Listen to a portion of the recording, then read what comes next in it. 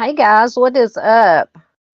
I thought we were going to go into a dumpster fire right off the bat, but I think I have things figured out. And Gail said, is Miss Barbara going to be here? Yes, ma'am. Miss Barbara is backstage. So she's our special guest for the night. And my co-pilot, co-host for the night, Arctic Fox, is also backstage. So we have, hopefully, if I don't screw things up, everything will go as planned. Pop some of you guys comments up as usual during the intro. Thank you so much, everybody, for being here. I told them backstage I was nervous and excited at the same time. I've been wanting to have Miss Barb on here for a while to talk about Timmy, to keep his story out there. She's got and I see a lot of you guys have signed the petition. Thank you so much. When she sent the link to the petition to me last night, I signed it. I donated some. So thank you everybody who has signed the petition. I did share it. I can't remember if I shared it on YouTube, my community page yet, but I have shared it on all my Facebooks. So please, if you got, and the link to it is pinned to the top of the chat. It's also in the description box. So please, if you can, copy that link or however you share it anywhere and everywhere you can. As one thing we're going to be talking about tonight is the petition. Very, very important. Just wanted to say hi to a few more people. Mr. James is here. Thank you, Mr. James, for being here. Also a member of the family. Says, hello, everyone. Thank you so much for everything you do. For everyone else, thank you so much. You are more than welcome, sir. It is my pleasure. My pleasure. I think I've said hello to Chris is here. Gail is here. Farq is here all the way from Australia. Thank you for being here, ma'am. Miss Marion is here. Also a member of the family. I know I saw her a while ago. There she is. Hello, Miss Marion. Always good to have you here. Absolutely. I'll probably start repeating myself here. Truth and Justice channel is here. Always good to have other creators. Always an honor for me when other creators come in. So thank you everybody so much for being here. Hopefully I'm not missing anybody. Let me go back down through here. And Darren, because I'm fixing to bring Arctic and Miss Barb on. If you have any questions for Miss Barb, put it in chat. Put like a question mark or some kind of emoji or something that'll get my attention. So while Miss Barb is talking, I'm going to keep an eye on chat and star them, and that way we can stop periodically and I can have all those questions in one place in my starred section. That way I'm gonna try to get to everybody's questions. Like I said, Chris is here, Mr. James, Gail, Marion, Nick Hamilton, welcome. Good to see you here. Don't want to keep them waiting too long. Truth and Justice channel. See if anybody snuck in on me. Change of Heartland. We got a new name in here. Welcome. Good to have you here. Absolutely. Oh, Junior Johnson's here. Welcome, Junior. It's probably almost your bedtime. I better hurry up and get started. It's always good to have Junior here. And he's in Michigan right now instead of Kentucky.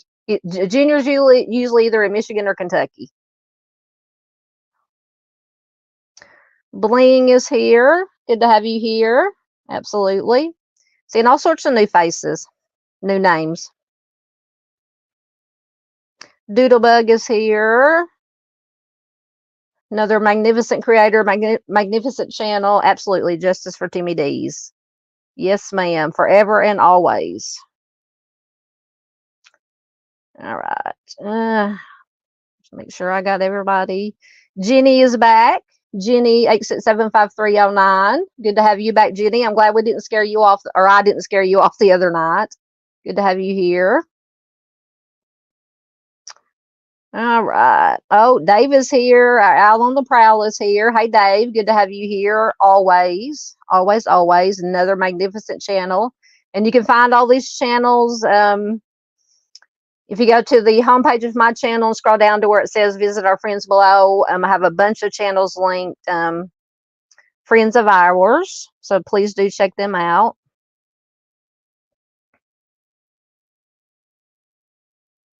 All right, I think I'm caught up, almost caught up. Oh, there's Dandy. Hey, Dandy. How are you, my dear? We haven't seen you in a while. Oh, wrong one, but that's okay. Where did Dandy go? Where's Dandy? I know I saw her. I saw her and I lost her. We had Dandy and then I lost her. A batch of comments must have popped up. But I think she said something about having, where did she go? She had marshmallows for the dumpster fire. I know I saw her. Oh, goodness. There she is. There she is. There's Dandy. She said, I got marshmallows ready. I'm waiting for a dumpster fire. It's good to see you, Dandy. I was just thinking about you. I haven't seen you in a while. I was hoping you were okay. All right, let me get back down to apparently a whole batch of comments. I'll try to get, I probably won't be able to get to everybody's comments. I'll try to get to as many as I can. But like I said, if you have questions for Miss Barbara or comments pertaining to the case, anything you want to ask her, just kind of put a question mark or something in front of it so I can, or Doodlebug says she brought the hot dogs to go with the marshmallows to roast in the dumpster fire. But yeah, just put something in if you have a question to get my attention, and I'll star it, and we'll go back and try to get as many questions answered as possible. So without further ado, let me go back here. I'm starting to push stuff.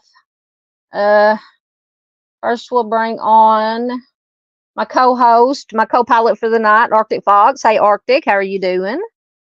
Hey, how are you? I am wonderful. I'm wonderful. Like I said, like we were talking earlier, I'm trying not to put it into a dumpster fire already. So far, so good. Well, All right. I wouldn't know if it was a dumpster fire or just another Tesla going up in flames. So, That's true. That's true. You could not pay me to get near one of those things. I'm telling you. I'm telling you. Dandelion says it's summer. I'm busy fluttering around venues like a bee. It's too dang hot down here in Arkansas. I did not leave the house today. I didn't even go to work today. I think actual temperature around here ended up being like 101 with like 115 heat index. So I'm like, This, it was miserable. I had to take both my mom and my husband to the doctor today, and oh gosh. I'm so glad that new car I bought has such a good air conditioner. That's Excellent. Excellent. Oh no. Oh, hold on. Time out. Did Jack Russell pass away? Are you talking about Great White Jack Russell? I knew he was sick. Oh goodness. Al, why'd you have to do that to me? Or Dave, why'd you have to do that to me? I've met that man many times. Anyway, well, okay, we'll have to get back to that. We got some, that's important, or to me, but yeah, we got some important stuff to, yeah, Jenny says, where'd it go? I keep losing comments. Oh, wrong one. There it is. Jenny says Teslas do horrible in high-speed chases. Yeah, I've not heard good things about the Teslas. Oh man. Yeah, I'm gonna have to look at that, Dave. Oh, I knew that he'd been diagnosed with was it Lewy body dementia? Oh, he was one of my favorite singers from one of my favorite bands back in the day, Great White. I'll have to look at that when we get done here. All right, let me bring our very, very special guest on, Miss Barbara Hall. Hey, Miss Barb, how are you doing, lady? Yeah, it's tough. I like your song, but it makes me cry every time I have to see his face. I know. But I wanted to include Timmy because he's so important to me now. Y'all, the whole family, Timmy and y'all's whole family, you and Miss Marion and Mr. James. But I had to include him. But I understand. I know it's hard. I know it's hard. But we are so glad to have you here tonight. And thank you, everybody, for your support. I can't thank you enough for what you guys do. Thank you. Absolutely, ma'am. Ever since actually, I think I was watching Mr. Steve's channel, True Crime Web, that I would see you in the chats and he would mention Timmy. And so I started, researching the case and just you know, and then getting to know you here in my chats and chatting, it's just, it's taken a hold of me, and I just pray your whole family is in my thoughts and prayers constantly, that, you know, hopefully someday soon, there will be justice for Timmy, for y'all's whole family. And it's just, you know, I just think about you all the time. Thank you. I believe it's coming.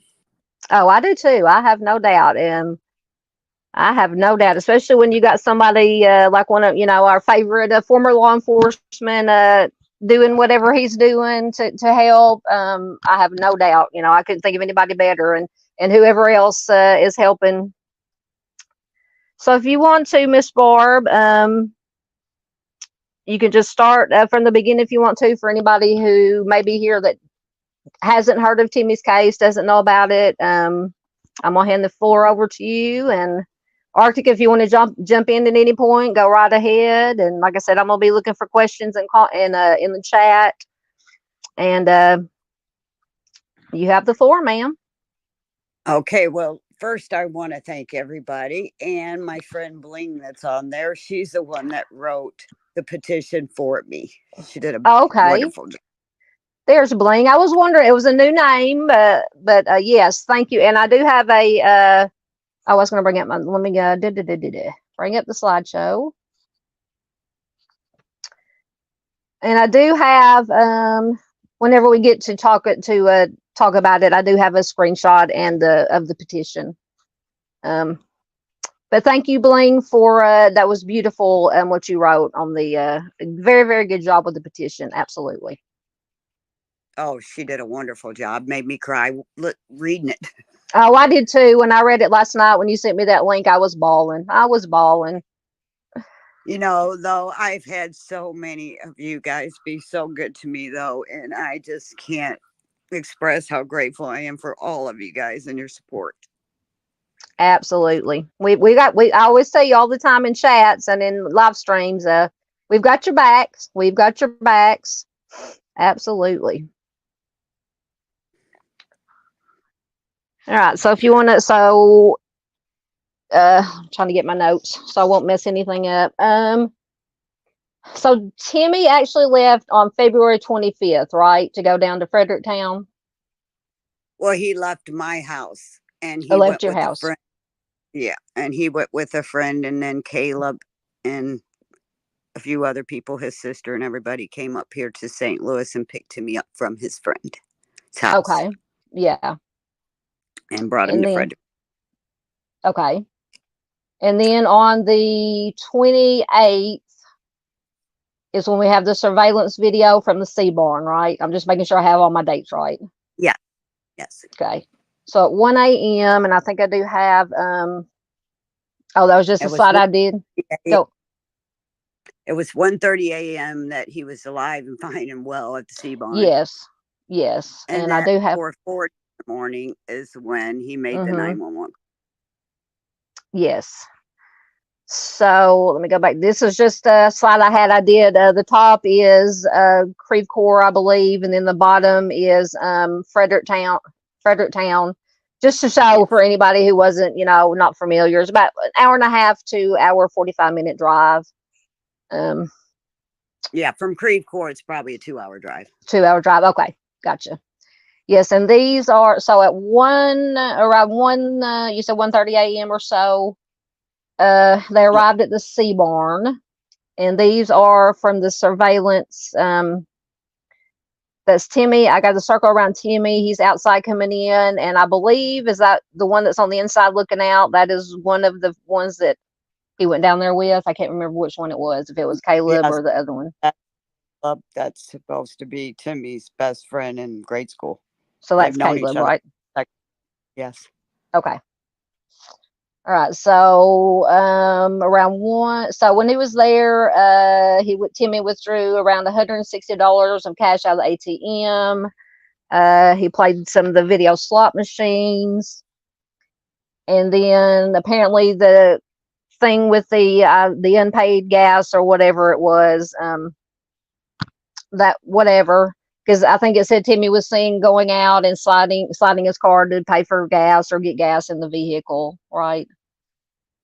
Well, that's what Caleb's saying. Or what he's saying. Yeah, exactly. And I then, mean, his stories changed 10 times to me. And unfortunately, when I did the Sunshine Law request for them audios, mm-hmm, they me all of them except for the ones between Caleb and I. When I did a second one, because I had an app on my phone that showed the dates, the times, how many times we talked, how many minutes we talked, and it showed that I sent $20 to him for him to call me. mm-hmm. Well, when I did the Sunshine Law request for that, I didn't receive it. So I screenshotted it, sent it back to them to show them exactly which ones. And I got nothing. They said the highway patrol went in there on the 25th. Uh-huh. Well, no, it was March, I'm going to say 16th. They told me that the highway patrol came in and took it off. But I have nothing in my documents from the highway patrol of those recordings but I have other ones. Uh-huh. I'm telling you, the ones that I've even listened to, they don't even make sense. Yeah. I'm telling you, honestly, nothing in this case, and you know better than anybody, absolutely nothing in this case makes sense. I mean, or what you've been told doesn't make sense. If it made sense, I wouldn't be here right now. Exactly. Yes, exactly. And you just had to those of us outside of Missouri, it doesn't make any sense. But for those that have had to deal with law enforcement in Missouri, it doesn't surprise them at all. Exactly. That's right. I was told that when I showed up in Fredericktown. That's when I started hearing about all this stuff, and it just stunned me.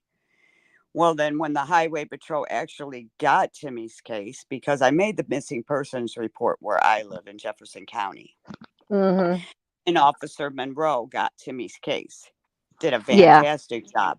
There's things that I wouldn't even know if it wasn't for doing the Sunshine Law with him. Because when I look at my documents from the highway patrol, the documents from Monroe's not even in the report. Yeah. So I wouldn't have known about the debit card being used. I wouldn't have known about oh gosh, there's so much I wouldn't have known about. Yeah, that's another thing. And I have let me put it up on I think I have a screen. I can do it as an overlay.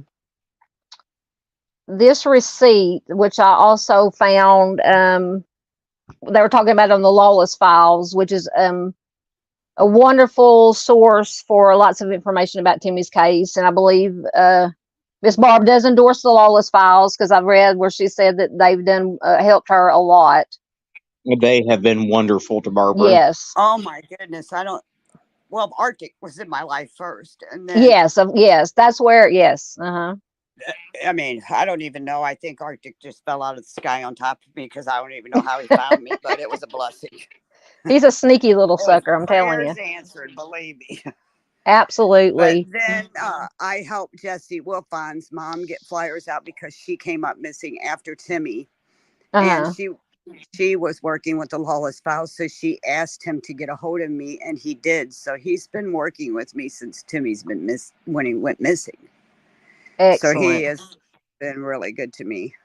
Yes, and I did remember to put a link to the Lawless Files YouTube channel, because I know they have, I believe, 2 excellent videos that they did on Timmy's case, which is where I got a lot of the information when I did the live stream that we did on Timmy's case here.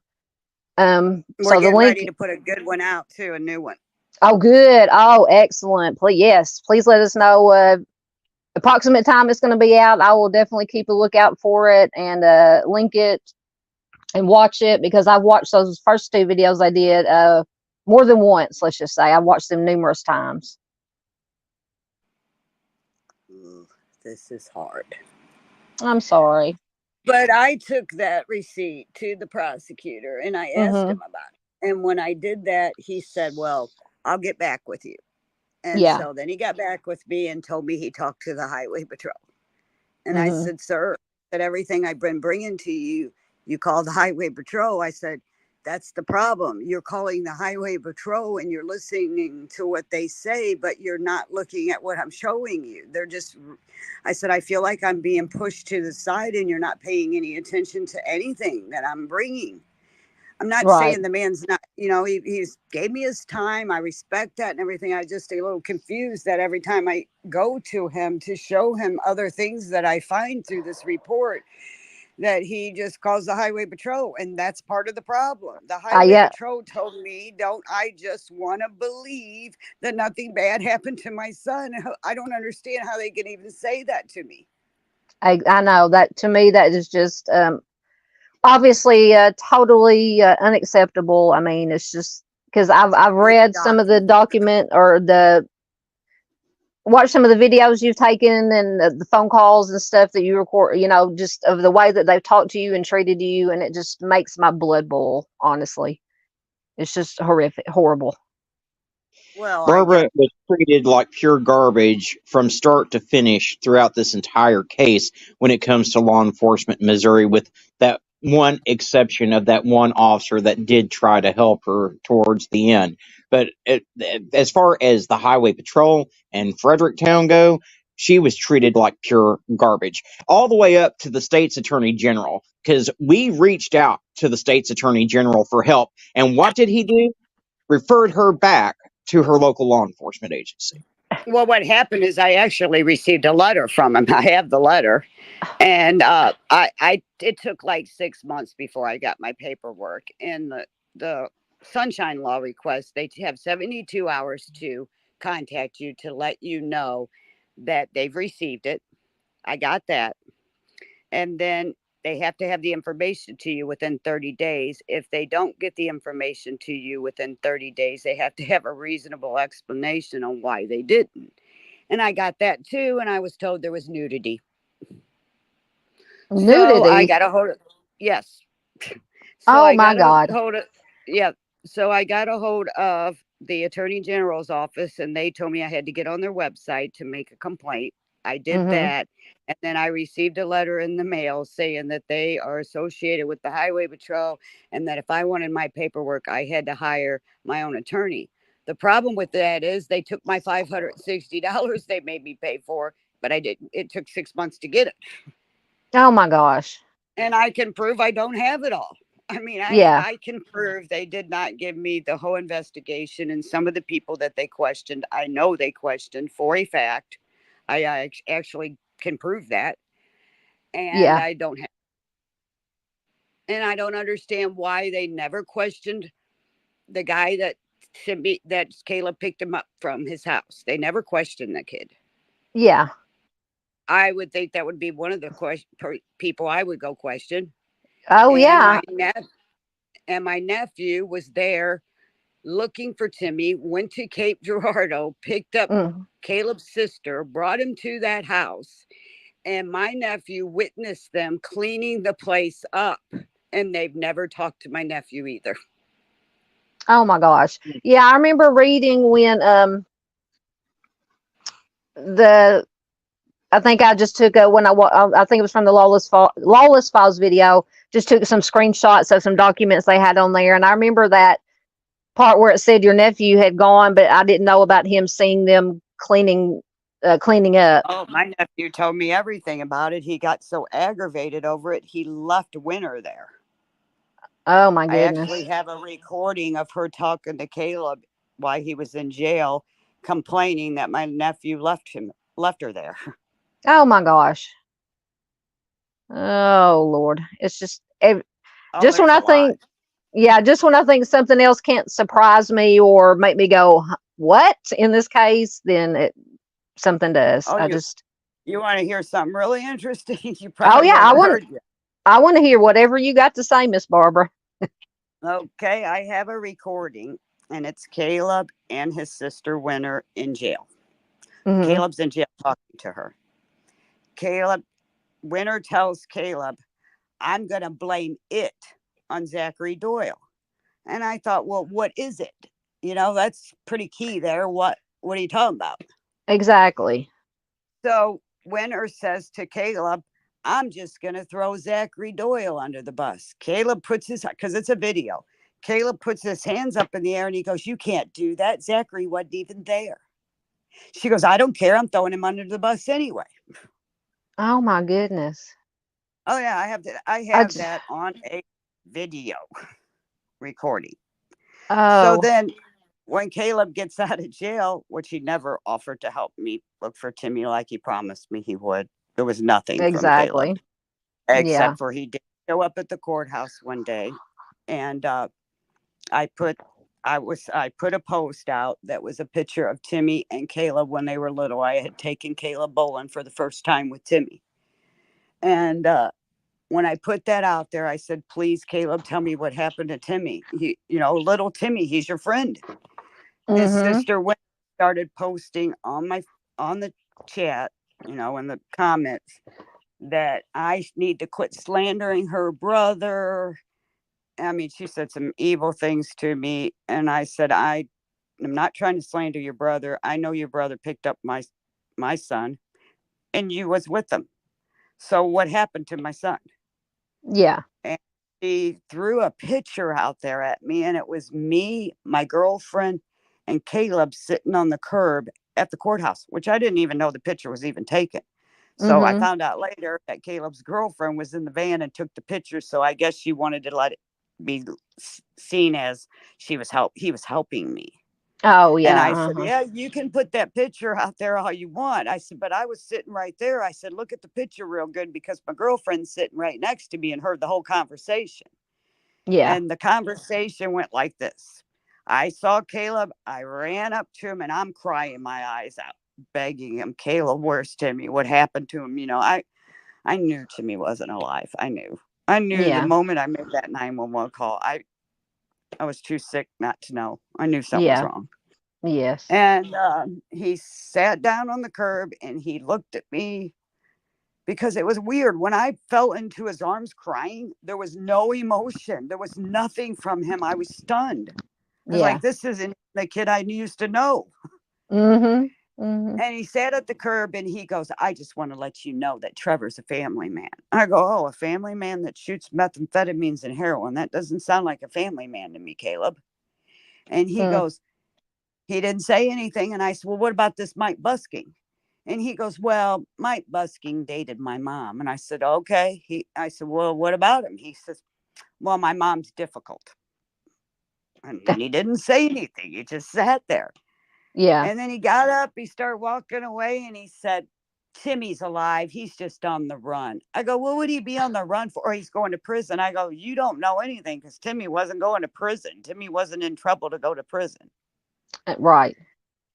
But for her to throw that picture out there, it was interesting to me, because you're trying to make it look like something it's not. Exactly. Yeah, and a change of heartland said Caleb and his sister even say they're mad that Natalie, their mutual friend, was helping look for Timmy and making missing T-shirts. Oh my goodness. That's in the recording too. And then Trevor flunked. I mean, I know you can't use it in court, but I think it's interesting that Trevor flunked his lie detector test. Yes. And when he flunked that lie detector test, at the bottom of it, it says in the documents that he was cussing and cursing and everything and asked to leave, so they let him leave. But Caleb said he would do a lie detector test 2 times and he never did. Yeah. Oh my goodness. It's just, I mean, this is my opinion, what I think. When I sit here and I go through all these documents, I don't understand. I'm not trained to be a detective of any kind. Well, I feel like I become one. But when I'm listening to these things and I'm going through the paperwork, I don't understand how some of this stuff can't be questioned. I just don't get it. So I went to the prosecutor again and I said, I don't understand, after looking at all these documents and everything, why Caleb can change his story so many times and nobody seems to care. And he goes, well, he lawyered up. And I go, Oh, well, I guess I watched too much Dateline, because when people lie, even if you lawyer up, they still question them. I said, I just don't understand this, sir. I know. I'm at a loss too. And I mean, they basically, from what I understand, everything I've read, and they basically just took the word of basically the three last people to have seen him, alive, and said, oh, okay, this is their stories, even though all their stories changed multiple times. And like, okay, this is what happened. He just, freaking out, whatever, ran to the woods, lay down, and that was it. I don't Yeah, he understand just that. lay down and die, but he made it. Now, somebody that makes a 911 call wants to live. Yes. They don't, And they don't go running into the woods and just lay down and die. exactly, and that was actually my next slide I had, because when he made the 911 call at around 4:40, according to this, even though it was not recorded, because apparently lightning strikes a lot up there, Right. But before this report came out, it has said that all Timmy said was, somebody's chasing me. But when That's what this, Caleb told everybody. That's what's so yeah, crazy. Caleb told everybody that. Even the highway patrol was saying that. So at all this time until June 17th is when I got that document you have up there. uh-huh. I got that document on June 17th. I did not know that it said that his friend was threatening him. All this time, everybody jumped on the bandwagon that he was paranoid on drugs and I thought somebody was chasing him. Even the highway patrol was telling me that. I'm like, well, wait a minute. Somebody didn't read this document here, because there's a big difference between saying my friend was threatening me and I'm paranoid on drugs, and I'm fearing for my life and being paranoid. There's a big difference. Oh yeah, exactly. But every document I have, every recording I have says that Timmy's saying he was being chased. So apparently you didn't read the document yourself, and you're in law enforcement. I don't understand that. Yeah, well, if they were, in my opinion, I have to add that in there. In my opinion, if they would have been doing their jobs, or given a damn, I'm just going to say it, given a damn, they would have read the documents. But apparently they're either don't care, they're trying to cover something up, or both. That's just my opinion. Yeah. Well, and the thing is, too, is when I went to Fredericktown and asked them to look for Timmy, they would not even come out of the police. Well, they came out of the police station and wouldn't let me go in there and warm up because it was freezing cold. Oh my goodness. And then wants to argue with me and tell me I can't prove my son's missing there. And I said, sir, I can absolutely prove it. He's at the Sea Barn. He's alive and fine at 1 o'clock in the morning, 1:30. Well, I already know that Caleb lied to Monroe, because I have that statement too, and told Monroe that he left, I think he said northbound. And then when they looked at the recording, it was southbound. But I don't have that recording. Yeah. Nobody will give me that recording either. I got the pictures, but not the recording. Yeah. Oh, Lord. Oh. Artie, you got anything to add? You're being awful quiet. Well, I mean, this case was a cluster from the beginning. You've got a 911 call that was allegedly not recorded. First, we were told that first we were told that it didn't get recorded because the equipment had been struck by lightning. Then it was that the funding had cut. I mean, multiple different stories on why if you can't get your story straight on the 911 call, how can we trust you to do anything correct in the case at all? And then, you've got the dogs hitting between two storage units when the dogs went out to search for Timmy. They're not allowed to search one because it allegedly belongs to a police officer, but the other one they're allowed to search. I mean, I have every reason in my mind to believe right now that Timmy's body did not lay where it was found for the entire time that he was missing. No one's ever going to convince me otherwise. Oh, I'm with you. That was another thing I was going to bring up, is this storage unit thing. Yeah. In my opinion, Timmy was in there most likely when they would not search it, or had been in there, or maybe something was in there that law enforcement or whoever didn't want anybody to see. And so either one of y'all can elaborate on the storage units. Well, right now I'm Well, shaking my head because that storage unit I know was not checked. I have documents from statements from people that that storage unit was not checked because there wasn't no time frame. Jimmy was sitting on them storage units before the cops showed up. So how did they search the storage units if Jimmy was there before them? Yeah. Yeah, that's another thing. I was when I was looking at the Lawless Files, I think they had shared it, or somebody, or maybe you shared something from another oh, I can't remember what page or group it is now, about the time explaining the storage the storage shed situation. And that's what you said is somebody, he was there. There was no way that they could have searched it when he was sitting right there. And he, unless he's blind, which I don't think he is, how could he have not seen them search it? So, yeah. well, and then they come up with this cockamamie bullshit about the reason why the dog's hit is it's probably some dead mouse in the storage shed. Now, tell me what trained law enforcement officer is not going to know that cadaver dogs don't hit on dead animals? Exactly. Absolutely.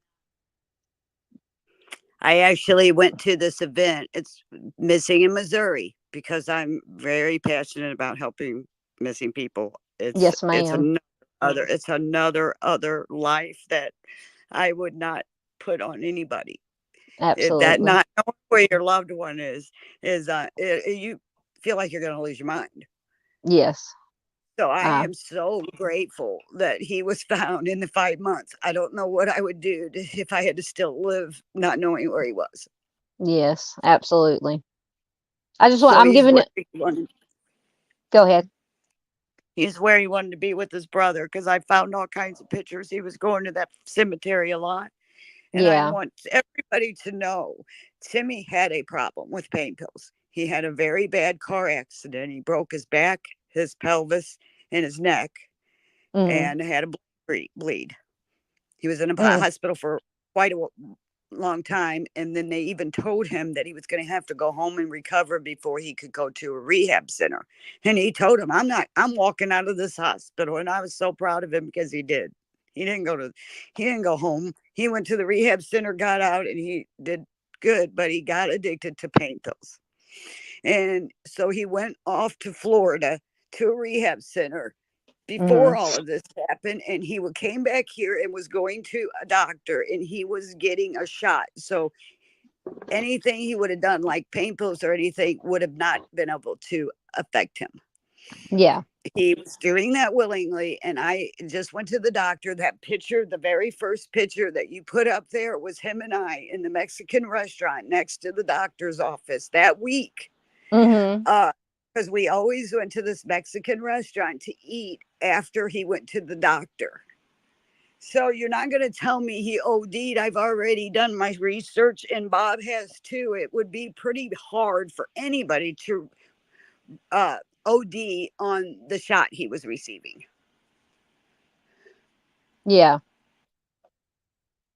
But I've always been of the mind that doesn't matter what you're going through in life, everybody has done something. No matter what, nobody, and in my opinion, this is definitely something happened. He didn't OD. He didn't just lay down and pass away. I think it's foul play. Well, why is but and so what if he had been on something? It doesn't matter. Nobody deserves, whatever you're doing in your life, nobody deserves to have something like that happen to them. Well, how convenient is it that in 5 months' time, Timmy has completely decomposed to nothing but bones, no hair, no fingernails, no nothing but bones, to where they couldn't even do a toxicology test on him. And I'm telling you, I've been doing this for a while. I've never heard of someone decomposing in a dry creek bed as fast as what Timmy did. 5 months' time, there should have been plenty of flesh. At bare minimum, there should have been fingernails and hair that they could have run to see if there was anything in his system. But no way. And that's part of the reason why I don't believe his body was there the entire time. Not to mention the fact that the tracker was found. Why would you put a tracker on someone unless you were trying to keep track of the movements of where they were? Yeah, which is very Exactly. interesting because one of the recordings I have, Caleb's telling his sister, Timmy bought a tracker. Well, when he was with them. Well, I checked into the places that they were at and the gas station and stuff. They don't even sell them. So I don't know. I've never seen that tracker before. I know that Yeah. my son came in my house, and I don't know if you guys got kids, but he always threw everything on this little tray I have on my couch. Yes. Everything that was Yep. in his pocket got thrown on that tray, and then he flopped on my couch. Yeah. I, Yep. so Yep. I always saw what was in his pocket, and I've never seen that before, ever. Yeah. And I got the picture back up now. So just for anybody who hasn't seen it before, the what I have circled, the yellow is the tracker, and then we got like a charger block, a lighter, and then there's I don't know what that little black square thing is, but yeah, that yellow thing that's circled is the tracker in question, and where did it come from? Is it something that you can buy? I was supposed to say over the I counter, think but that I'm pretty sure that black thing that's next to that tracker is a little card because Timmy did get into counseling. He wanted uh-huh. to go to counseling because he was struggling with his brother's death. So for him to go Oh, of around Caleb, course. that would not surprise me because Caleb knew his brother. Yeah. And then if the pictures, Timmy doesn't even look. He looks like he has no idea what's coming. You can tell by the way he's Yeah. walking. He's trusting his friend. You know, Yeah. it's Well, and let's also talk about the mysterious Facebook post that shows up in March, Yes. days after Timmy's gone missing. There's this Facebook post that shows up on from Timmy's Facebook account, and then once it gets out that this post is out there, that this check-in, not a post, but a check-in, Yes. once it gets out that check-in's been spotted, immediately it gets deleted. It's no longer there. No one can see it on Timmy's account anymore, but we've got screenshots of it because we know it happened and we saw it for ourselves. and Yeah. that's what's Yes. it too. Because when I went to the highway patrol, and I can tell you the date, because they never came and sat down and talked to me. I talked to them a few times on the telephone, but they never came and asked me what kind of person Timmy was or anything. So on August the 12th, I went to the coroner's office to see if the what do you call it? The man, I can't even think right now. The coroner's report was in because it Yeah. was just a couple of days before the 8 weeks. And I thought, I'm here anyway. I'll just go by and see if it's in. So I go in there, and the lady that's at the desk, she asked me who I was. I really didn't want to tell her who I was. I asked for the coroner. She said he wasn't there. So I start walking towards the door, and she kind of insists on telling her who I am. So I told her. Yeah. Well, I left there. The coroner calls me on the telephone after why I'm on my way to the highway patrol's office. I didn't tell anybody I was going. I didn't even know I was going.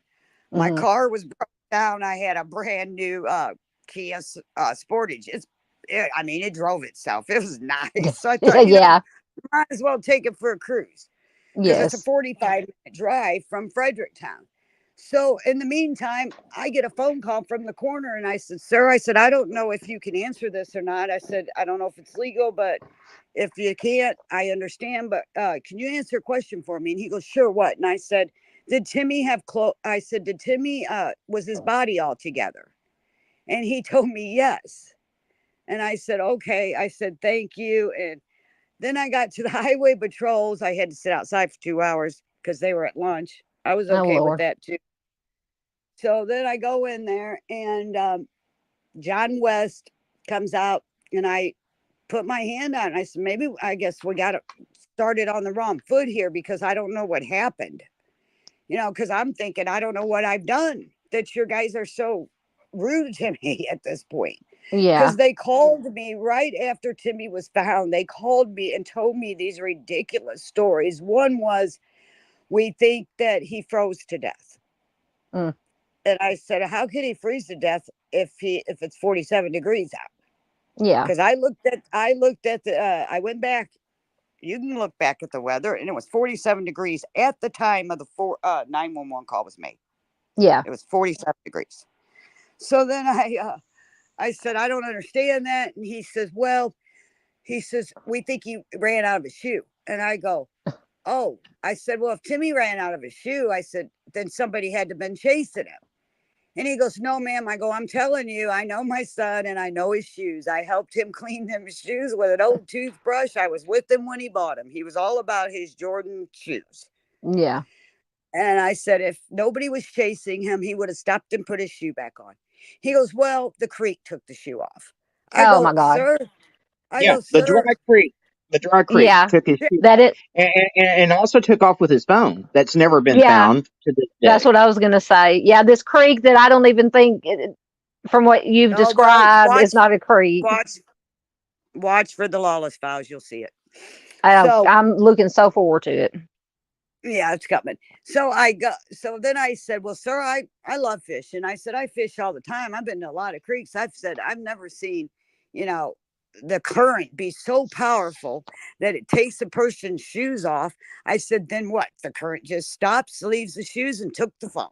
Exactly. And he goes, well, ma'am, he goes, there ain't even no point in talking to you. You're not going to reason with us. And I said, because, sir, nothing you're telling me makes any sense. I said, it's only been 4 days since he's been found. And you're calling me with these stories that you're telling me, and you don't even have the coroner's report in yet. Yeah. I mean, why did you do that? Yeah. So when I brought up the checkbook thing, and Monroe did a good job. I wouldn't have a lot of the information I have if it wasn't for Monroe, because it seems to me like Monroe handed it over to the highway patrol because it's so far from to drive. Well, when I heard the highway patrol got it, I did the happy dance. I thought, oh yes, they're going to find out what happened to Timmy or where he's at. I mean, I trusted him.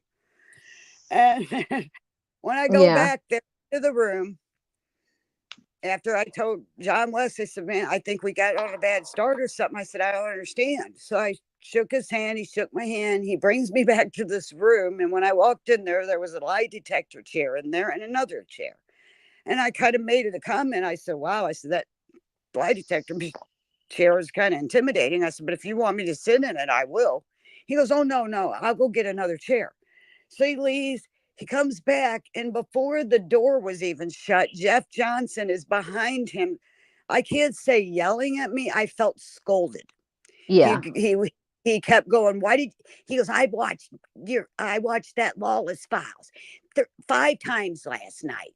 He said, I can't believe. I said, sir, that was my birthday. I said, when I did that Lawless Files thing, I said, and everything I said on there is truth.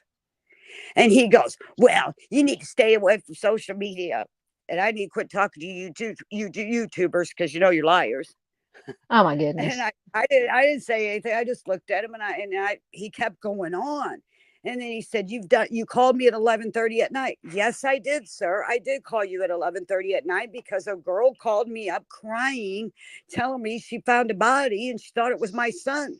I said, what else am I supposed to do with that information but call the detective that's on the case? That's what I thought the right thing was to do. Well, you woke me up and I didn't get any sleep. Oh my goodness. I'm sorry, sir. I said, I have apologized to you numerous times. What do you want me to do? And then he went from that to, well, this wasn't a homicide. You need to just, don't you just want to believe nothing bad happened to him? When he said that to me, my mouth dropped and I just stood there because I didn't know what to say. I was stunned. And I sat back in my chair at that point and I said, I don't even know why I'm here. And then John West said, no, Miss Hall, what are you here for? And I said, well, I have this check-in on March the 27th on Timmy's Facebook page. I said, but it's gone now. I said, and that's almost exactly a month from the time he went missing, because he went missing on February 28th. And the check-in on the Facebook account is March 27th. Yeah. And so he looks at it. And then he brings up this Facebook page and he shows it to me and he goes, is this Timmy's account? He goes, we don't know much about Facebook. And I thought to myself, I don't believe that, but okay. Exactly. I said, no, that's not Timmy's Facebook account. And you know enough about Facebook that y'all were deleting comments, putting your ass on blast. You know enough about Facebook to know how to do that. You took the words out of my mouth. From there. Yeah. They don't know nothing about Facebook, but you just scolded me about me being on the Lawless Files. So you had to have listened to it through my Facebook because that's where I posted it. So you're watching my Exactly. Facebook too. You know, I'm not an idiot. So then he goes, well, he says, we'll check into it. And I go, well, I don't understand how you don't know what Timmy's Facebook looks like. Yeah. And he's, well, and I showed it to him. And then he goes, well, we'll look into it. I found out after I got my documents, they didn't look into it. They already closed the case before that day. And they didn't even have the nerve to tell me that. Oh my God. Didn't they And even close the case before any kind of the coroner autopsy or anything was done? They, closed it. Nah, when you look at the dates on my documents, pretty much, yes. Yeah. It was closed. It didn't even tell me it was closed until I got my documents. Yeah. And then I got the documents from Monroe right away. So I got to looking through Monroe's reports, right? Monroe has a picture of Timmy's Facebook account in the documents. So how did you know what Timmy's Facebook looked like? I wouldn't have because they didn't investigate.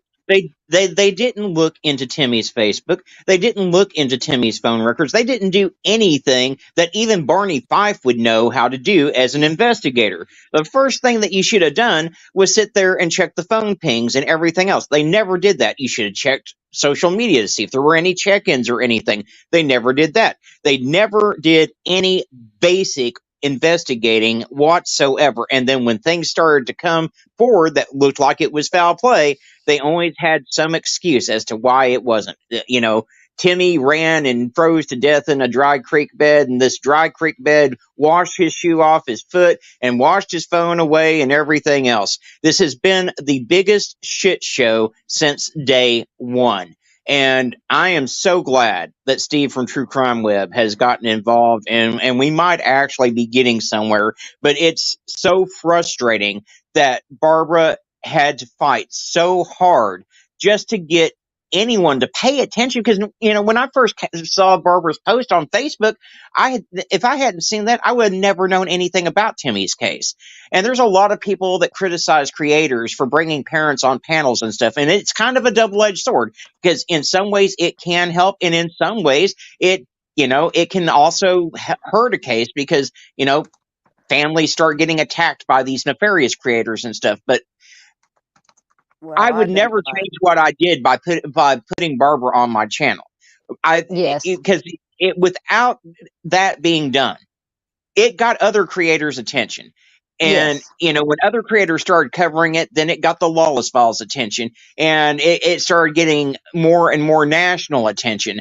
So, and when you've got a case where law enforcement's not doing anything, what do you have to lose as a parent to go on social media? I mean, the local news wouldn't even cover Timmy's case until we started covering it on YouTube.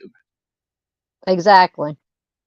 Yeah, and the thing is, oh wow, there's so much. The thing with Arctic is when we did a few of those podcasts, it wasn't because it was false information like Winter and everybody saying, and Trevor said that you had to take it down for that reason. That had nothing to do with false information. It was the PI asked us to, remember, Arctic? Yeah, exactly. Well, the private investigator had asked that we take it down. Yeah, they're saying the reason you were forced to take it down because it was false information. That's what they're saying in my recordings. Well, they can say whatever they want to. Number one, no one forces me to do anything. So if I wanted to leave it up, I would have left it up. The fact of the matter is, the PI respectfully asked me if I would take it down, and you had respectfully asked me to take it down, so I did. But, when I put facts out there, I'm not going to just take a live stream down because someone says, "Oh, take it down, please," when it's factual. But when I have the family ask me to, and their private investigator asked me to, then absolutely I'm going to do that. Because you have integrity. Something that a lot of this law enforcement that at least has been air quotes working on Timmy's case does not seem to have, in my opinion. Well, and It's just unbelievable. the guy that showed up with Katie, the sheriff, to try to get the storage unit open because number 6 never got opened. I don't care what anybody says. I have the documents to prove that that storage unit never got opened. Yeah. Well, Wendell Blue, he's running for sheriff there right now. And he says, it's almost humorous. It's so dumb. He put out a post saying that that storage unit was opened. He was there witnessing. He's lying. He's straight up lying. And now he's Mm-hmm. running for sheriff there. I don't understand it. Oh my goodness. So Yeah, when he's they're running for saying, sheriff. so when they're saying that the storage shed was open, did they even attempt to say, oh, it was before, Jimmy got there, or it was a different day, or something? Or they just saying it was that They're day? trying to say it was checked that day, Oh God. Okay. just like the debit card. See, if Yeah. I would have never known about that debit card being used if I wouldn't have got Monroe's report, because Monroe was doing his job. They Yes. don't have that is in my report from the Highway Patrol. I would not have known about that if it wasn't for Monroe. Yeah. And I do have to give Monroe a lot of credit because he is probably one of the few good apples out there in a whole tree full of rotten ones. Yeah. Yeah, Monroe was very good. I wish he would have had it the whole time, because the problem I have the most is and when I was there with the Highway Patrol and I asked them, I said, why was Trevor arrested and Caleb wasn't? They both had warrants. And he goes, because Caleb and Mike Busking was in the house. I said, well, how do you know? And he said, because they told me so. I said, oh, so my son saying that he's being threatened by his friend don't mean anything because he's not here anymore. But what Caleb is saying is facts. It's the gospel.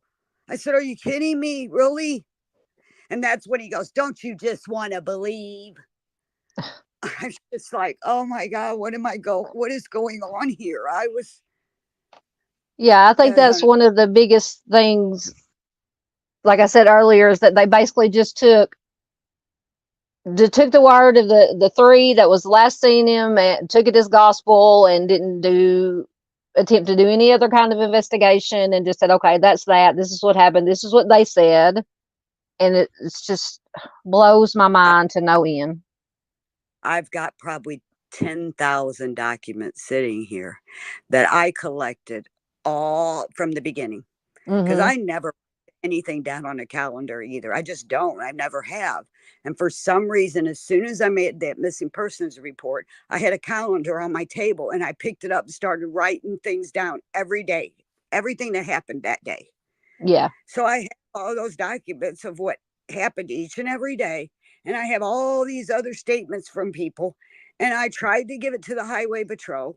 And Jeff Johnson told me that John West was going to get with me, get it. Never happened. When I tried to give it to him after Timmy was found, they told me that everything I have is a lie. I'm like, how do you know everything I have is a lie if you won't even look at it to see if it's a lie? Exactly. Got documents that they won't even look at. So and why is it? Go ahead. No, I'm sorry. I just had to breathe for a minute. You go ahead. Okay. No, I was just gonna. And you probably can't say anything, but is there anything you can say about what the private investigator thinks, or any of his thoughts or anything like that? I know who killed him. Mm-hmm. Okay. I do know Gotcha. that. Yeah. Caleb, you better enjoy that new house you just bought. That's all I'm going to say.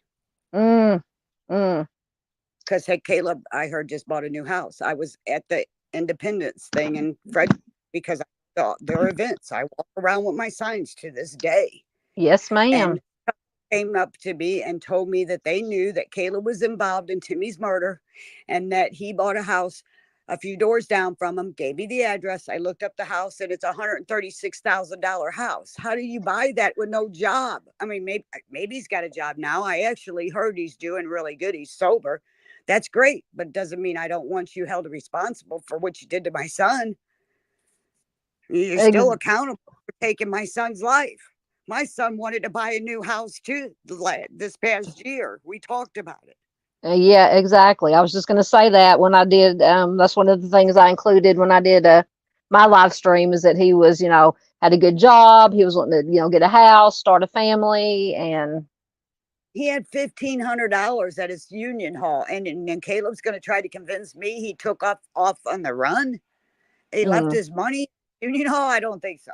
no, I don't No. either. But the thing is, why did you believe you didn't even knock on the door? And there's a big barn when you drive up to that where Timmy called 911. There's a Yeah. barn there. Hmm. Now, I don't know if it's true. It's just things that I've been told that barn has been a meth lab for a long time. They never Yeah. even drove up the driveway and looked for Timmy. They didn't even do that. No, They yeah, I was just gonna, and left. yeah, I was gonna say, going back to, let me find it. They were there, what, less than maybe 10 minutes or less. They were 5 minutes. Yeah, and all they were interested in doing was arresting, was it Trevor that they arrested Yep. then? See, if you look at that document you got up there, because I got you on the TV so I can see it. Okay. And you look at that document, look at the timeline of that document. That's how quickly Yeah. they were there on. Never Yeah, even because looked for Timmy. I don't know if they called Timmy. I know I've called the police at my house before, and accidentally they call you back, ask if you're all right. Even if you are all right, they come and knock on your door. They want to see you. Why didn't exactly. I mean, Yeah. if Timmy froze to death, I've done so many studies you wouldn't believe at this point. Hmm. If Timmy froze to death, I don't know if you guys have checked this out or not, but a person that's freezing to death will take their clothes off because their body Exactly. starts hot and they think they're burning up. And Yes. I Yep. think it's interesting that Mike Busking in his statement, he says to the highway patrol, if you just look within a mile radius, you're gonna find that kid. I think he had hypothermia and he died, and he's probably not going to have any clothes on. Well, Mm. Timmy had clothes on. Yep. And the other thing is I called the coroner, and this was before I've got the pictures that I have. And I asked him, and I have this recorded. I asked him, I said, as soon as he knew who I was, he started telling me that he personally drove Timmy up to St. Louis. And I said, thank you, And he Hmm. goes, and I go, well, sir, I said, can I ask you a question? He said, sure. I said, did he have clothes on? He couldn't answer me.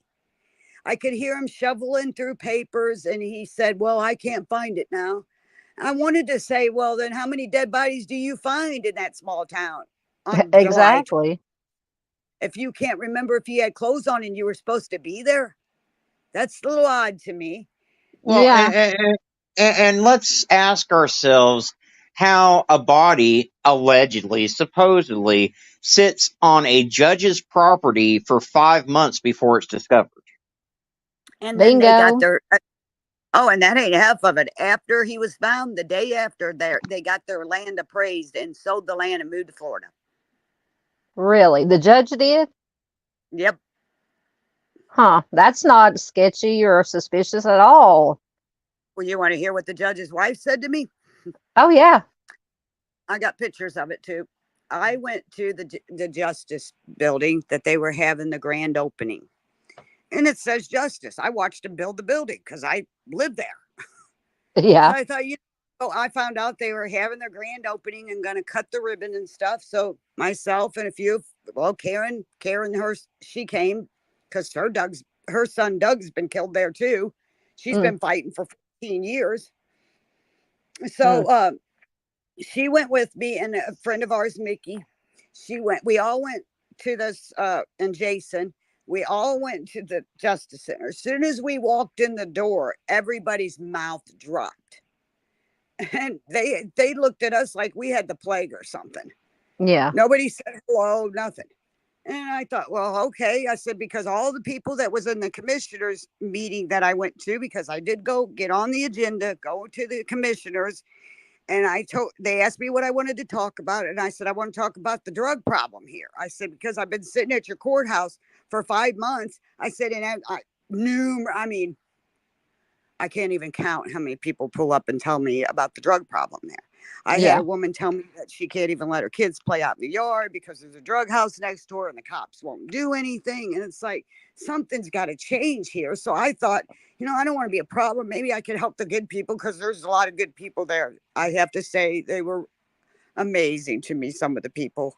Yeah. And so I thought maybe I can make a difference in that way. So I'll go to the commissioner. And I went in there and I said, you guys got a really bad drug problem here. I said, because people are talking to me about it and telling me how they can't even let their kids play in the yard because there's a drug house next door. I said, don't you think that's a problem? I said, because I can give you the addresses. This was their exact words. You don't have to give us the addresses. We already know. I said, oh, you already know, but Mm-hmm. nothing's being done about it. I said, I don't understand. They said, oh, it's the catch and release program. I go, Yep. oh, so catch and release program. I said, I understand that. I said, but you're not catching them. I said, well, it seems to me like you guys don't want to do the paperwork. So you're just not arresting them at all and letting them do whatever they want here. And Yeah. they didn't say nothing. They just kept repeating themselves to me that it was the catch and release program. So that didn't get me nowhere. But when I went to the Justice Center, they were all there. They acted like they didn't even know me. Mm. It was crazy. So then we go to get this picture taken. And the lady that's getting ready to take the picture says, oh, there's this side of the picture doesn't have enough people. So she heads, the judge was there and his wife. Mm. She has him stand in front of me. I'm 5'2". This guy's 6 something. Oh my goodness. So I turned around and I looked at my friend. I said, it seems to me like nobody wants us in this picture. I said, I'm getting in this picture. So I got in front of the judge and I kneeled on the floor. Mm-hmm. And I said, I'm going to be in this picture. Well, then his wife starts going, it ain't like that. I go, ma'am, it's absolutely like that. I said, do you think I could be seen behind pretty much your husband?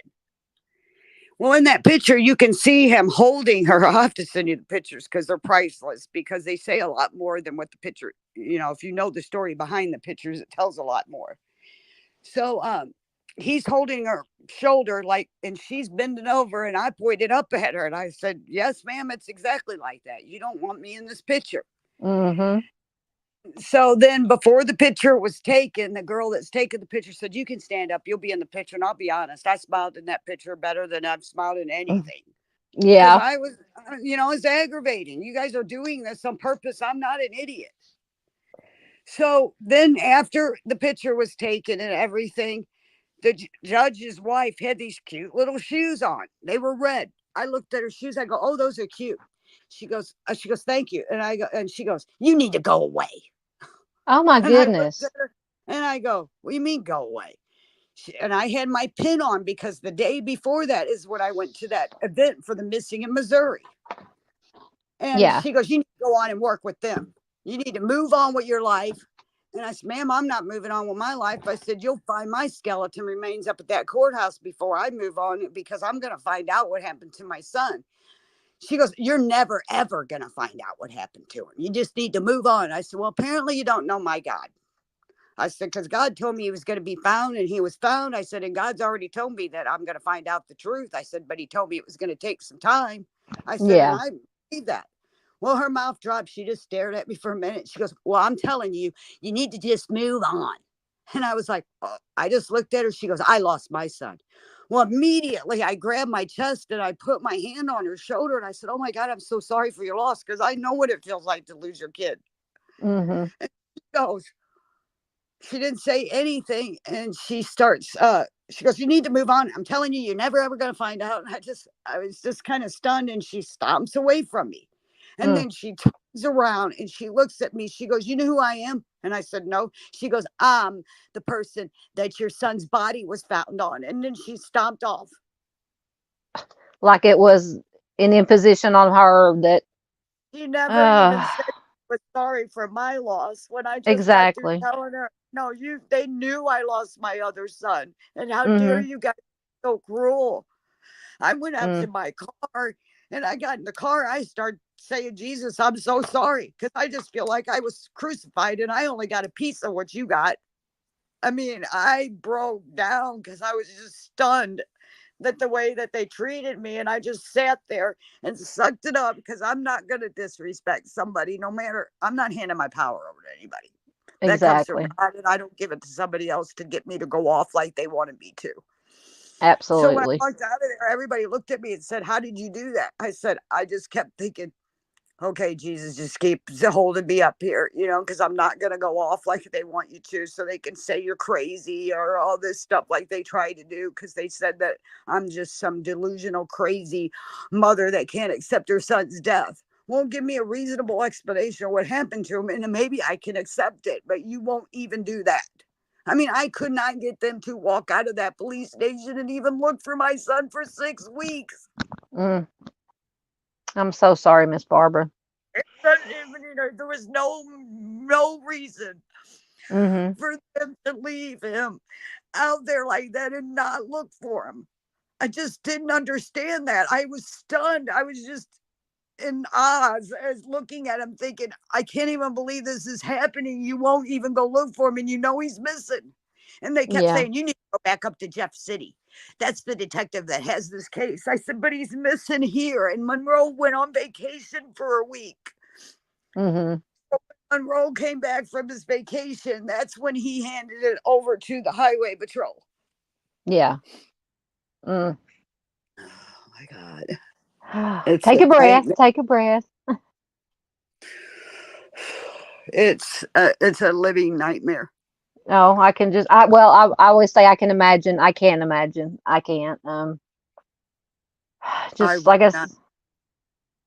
I have put my life into helping people that are missing families because it's the thing that keeps me okay with knowing that I might do something good. Because I mean, Romans 8:28 says he works all things out for our good, and I trying to find it. Barbara has absolutely. become one of the strongest advocates for the missing. I mean, she will let me know about cases that I may have missed. She's constantly posting flyers and everything. And quite honestly, I think that she would make a good creator on YouTube if she decided to start a channel, or she could start her own missing persons organization because she is doing the work. I mean, and I've seen that in other cases. Generally speaking, parents of who have lost a child that went missing, they become some of the best advocates, in my opinion. Absolutely. I made several signs. I got my whole car's full of signs of people missing in Missouri.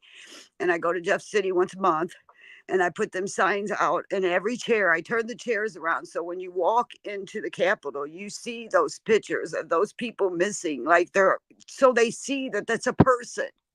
Yes. And my whole car's full of them because that's what I've been focusing my life on, is just pretty much trying to help people find their loved ones. And I've had people from other states contact me, ask me what they need to do. And Hmm. I do my best to try to help as much as I can because that's a nightmare. And there's a kid, he was just found. He was missing for 3 years. It's Jake. His last name's Patrick. Hmm. No, it's not Jacob.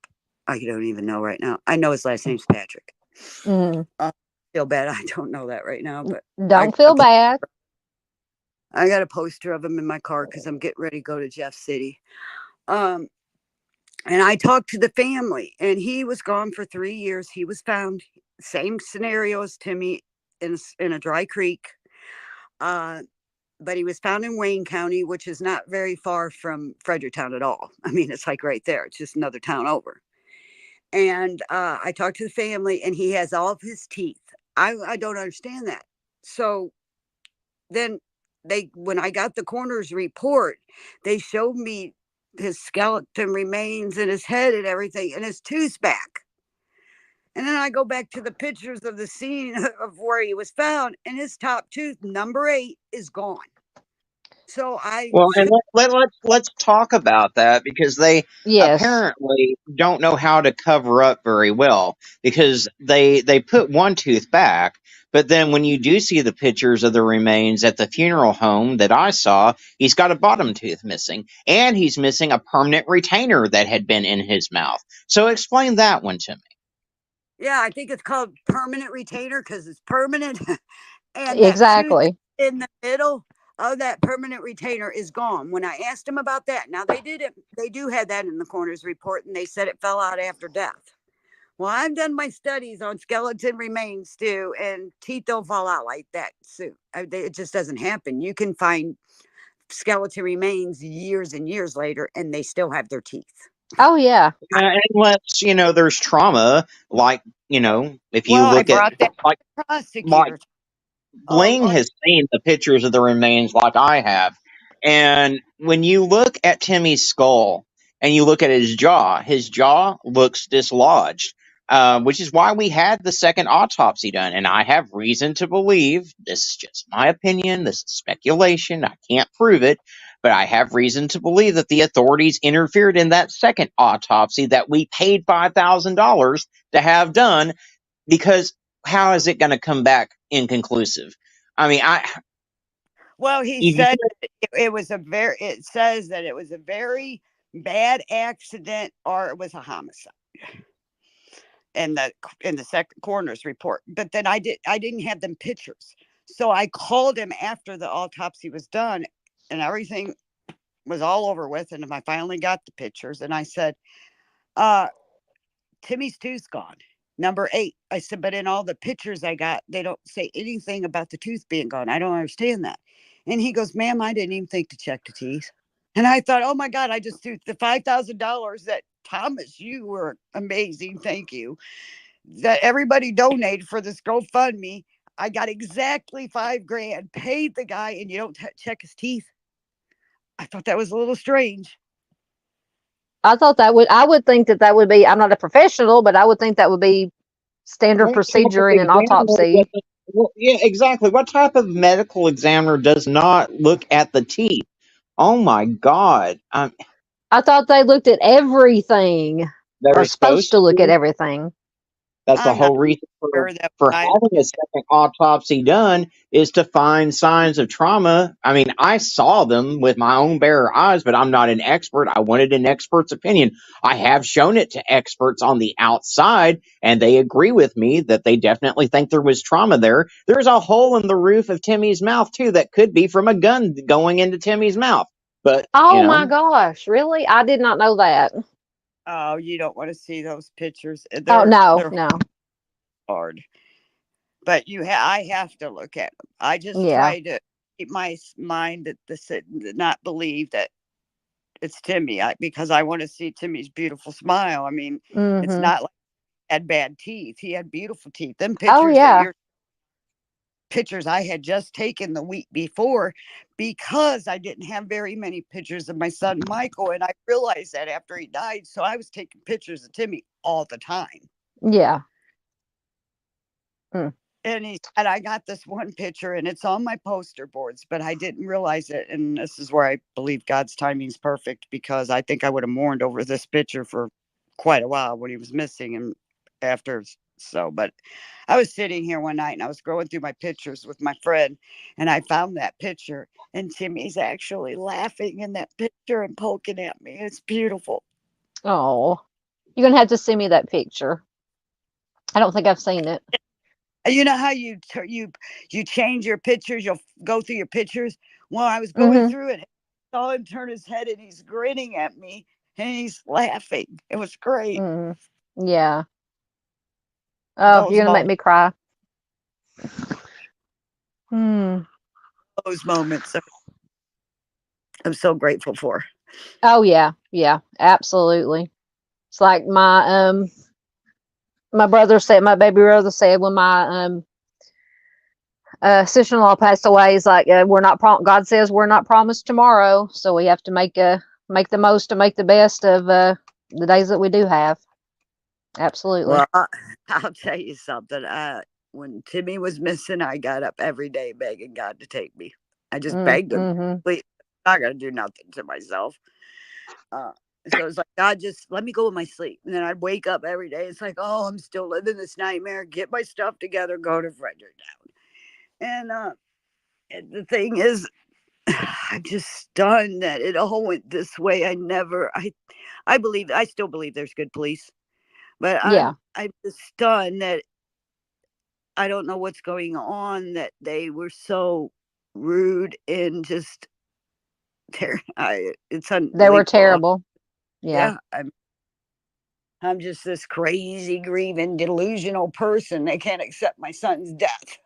Oh God. And I think you're one of the least delusional people I've ever known, Miss Barbara. I'm telling you. You are one of the smartest, most kindest, sincerest, just people that I've ever, I would say met, not met personally, but met.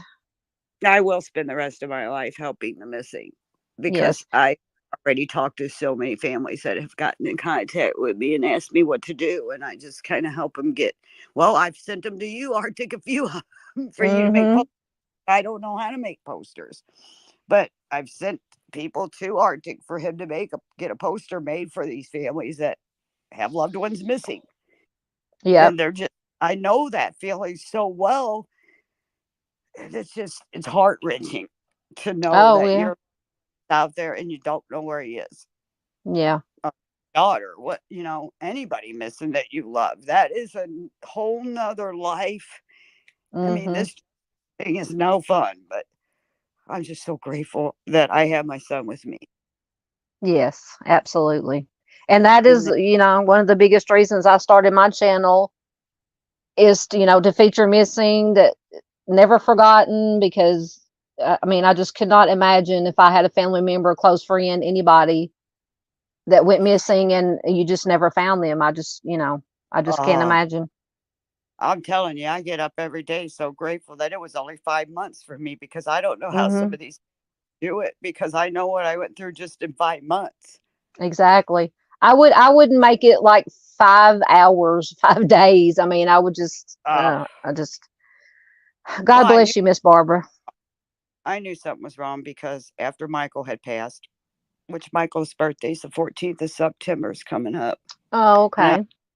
I always go to the cemetery for both of the kids on their day. Like, I just went for Timmy. Michael died June 19th, so I went to the cemetery, put flowers there, and then on July 1st, Timmy was found, so I went back and I always put flowers on both of them, and I never even thought I'd ever go to a cemetery, because I never believed that people were there, but for some reason I have to go there. I don't know how to do. The hard part is not so much going, it's leaving, because when I pull out of that driveway, I feel like I'm leaving my life behind, because Michael and Timmy were everything to me, everything. Yeah. Oh, my heart's breaking. Everybody keeps telling me I'm here for a reason.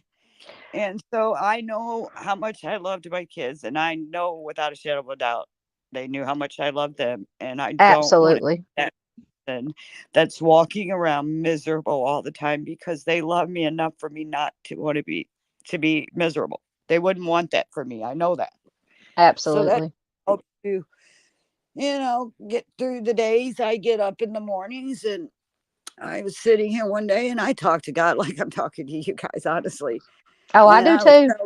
I was like, telling him how miserable I was. And he said to me, it was like he was sitting right next to me. He said, "What are you so miserable about? They're in a better place than you are." And I looked around. I was like, they are, because I'm the one that's got to live this nightmare. Yep. You're correct. You're correct. I have a picture of Timmy that was at his funeral home. I'm sure you saw it. It's got the wings. Yes, I love that picture. Yeah. That's the same one that's on the petition. That picture is in my living room. And for the longest time, I'd go in the living room and I would be like, oh my God, that picture would tear me up. And then not too long ago, I looked at that picture and I thought, see how his arms are out? I could see Timmy telling his brother, "Here I am, bro." Yeah. It makes me giggle. Yep. I could see Timmy doing that. So now I enjoy that picture. That is probably one of the favorite, besides the one of you and him together. I think maybe you're sitting on the floor by the couch. Oh God, I have that picture saved on my phone. I have a whole Timmy folder of pictures and stuff on my phone. And that one of you and he. Oh, good. I'm glad I'm not the only one.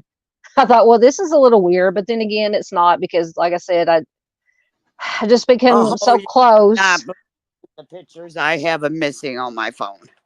Oh yeah, I I keep have. them because I print them out and I put their stories and everything on these boards. Like I said, and when I Yep. go to Jeff City, I turn the chairs around. So when you walk in the door at Jeff City, you're looking at those pictures. So Yeah. there's like an aisle that goes down between chairs. You got chairs on both sides. Uh-huh. One side I put all the missing, and then the other side I make these boards and I put them on the other side for justice for these families. So when you walk in there, it looks like a person. Well, you can Mm-hmm. see it, but it's a board of the person. So I wanted to make it be seen that when you look at these pictures, they were human beings. They were people. Absolutely. Absolutely. So that's Absolutely. why I put them in chairs alone. They each got their own chair, Yep. which I'm getting ready to go back to Jeff City on the 21st. Oh, good, good.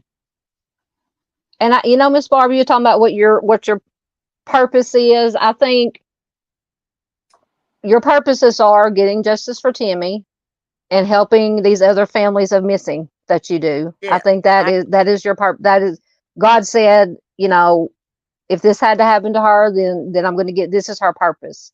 That is His Well, when I I purpose for think you. I think Timmy has his hands on your shoulders, Barb, helping guide you through this process. I really do. I think he is your personal angel looking out for you now. Yes, sir. my girlfriend, she that I would stay with a lot when I would go to Fredericktown.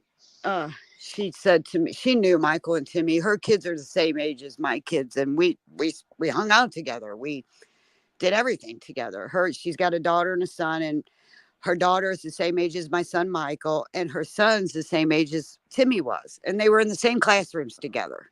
So I mean, if you saw her, you saw me. I mean, we took the kids to the drive-in, Six Flags for a week, and we'd go to Mm. Wampum stay for a week together. So she knew my kids very well, and she said something to me that really helped. She said, Barb, she said, I could see Timmy and Michael up there going, look at mom go. Go, mom. And Timmy going to Michael, look, mom's got my picture everywhere. Exactly. I Yep. have to laugh. But I was sitting here one day and I was praying and I said, God, please just show me something. Give me a little light at the end of the tunnel. Give me something to live for. And Mm-hmm. as soon as I I just said amen. As soon as I said amen, it wasn't 2 seconds. My phone rang and it was a lady that was missing her brother. Mm. Wow, is this not a sign or what? Yes, most definitely a sign. So the only thing that keeps anybody sane through this is to lean on God. I believe that with Yes, all my. You can't. You cannot not know God and live through this. No, I've you are lost both absolutely kids. correct. Period. There's no way anybody can do that. Mm-hmm. I So agree. I went to Texas Roadhouse tonight and I gave the stories out. Had this lady sign my petition that was next to me, and she had 3 young kids, and I just handed her the stories because I said I really don't want to talk about this with your kids sitting here. I said, but Yeah. I'd like to get a bracelet if it's all right. And she said, sure. And then she saw my shirt. I've been wearing my Timmy shirt, and I've got quite a few of them because I don't leave my house without a Timmy shirt on. I have Mm-hmm. not been in anything else in 2 years. And Yeah. the lady pointed at me. She goes, I've heard that story. She goes, I've been following that. And I go, well, I'm his mom. And we got to talk for a minute. She signed my petition. And I went to go pay for my food and she paid for it. Oh, Awesome. It's like, man, that yes. just goes.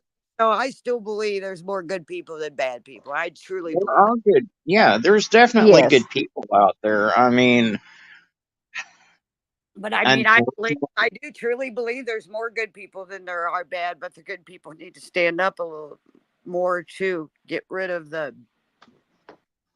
some of the problems. I don't believe in this catch and release law at Yeah, all. absolutely. And so you don't want to do your paperwork because it's a lot of paperwork and you just got to release them anyway. So we'll just let them go. I'm Yeah. more fond of baseball than I am of fishing. I'd much rather have 3 strikes and you're out than catch and release. So Me Yeah. too. Because if they That's what give, for DWIs for what women against drunk drivers. yep. 3 strikes, you're out. That's what I was going to say. They do. Yeah. DWI's 3 year out. I mean, oh, it's just ridiculous. Me and my mom was talking about that. It's just like, there are people who, drug dealers and people who are caught with drugs, they get more time than, like homicide, offenders. And it's just blows my mind. I don't understand it. You have people out there that get caught with a little bit of weed in their car that end up doing longer time than child predators do. Explain that to me. Exactly. Exactly. It's just, I don't understand it. Good night, Junior. Thanks for being here. Yeah. It's just, I don't understand it at all. Oh, all right. So I got this is for anybody who hasn't or is coming in late or this is the petition. I do have a link to it pinned to the top of the chat. It is also a link to it in the description box. It's on my Facebook. I'll put a link to it if I haven't already on my community tab. And this picture was taken that I used was taken before. I think when I looked around 3:30 or 4, it was up to I think almost 50 signatures.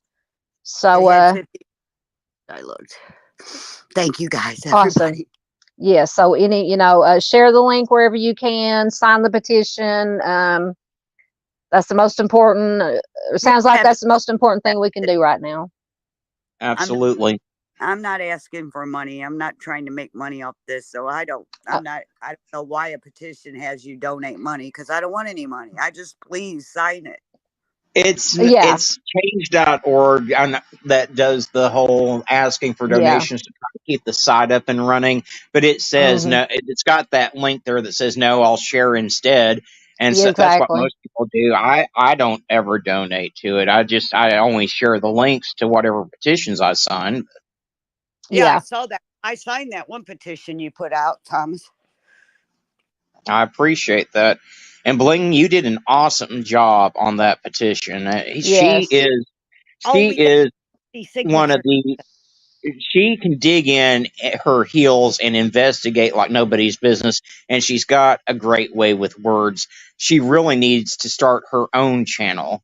But at the same time, I want Barbara to give her my number because I would like to have her as part of my team.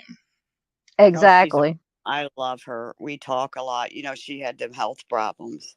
I don't know if you know that, Thomas, but she had to have one of her kids. I lost touch with her after the whole escapade with Levi, but that's a whole other story that we won't get into here. So. Yeah, she had to have her kidney removed, so she's been sick. Oh, God bless you, Bling. And thank God she's recovered. I offered her my kidney. I was like, hey, you can have mine. I'm ready for God to take me, but apparently he doesn't want to mission for me, so I'm sticking to the mission. That's right. We are not ready for you to go, although God is the one that's in charge of that. But yes, we want you here with us, fighting the fight, doing everything that you do. You do, as we mentioned numerous times, you do so much good work for other families, and God love you. God love you. I'll tell you the same thing, Barbara, that I tell my biological mom, and that is you're too damn stubborn to go anywhere. You're going to be here longer than me, probably. Well, absolutely. And hey, have a party, because you know where I'll be. I'll be happy with my kids again. Yeah.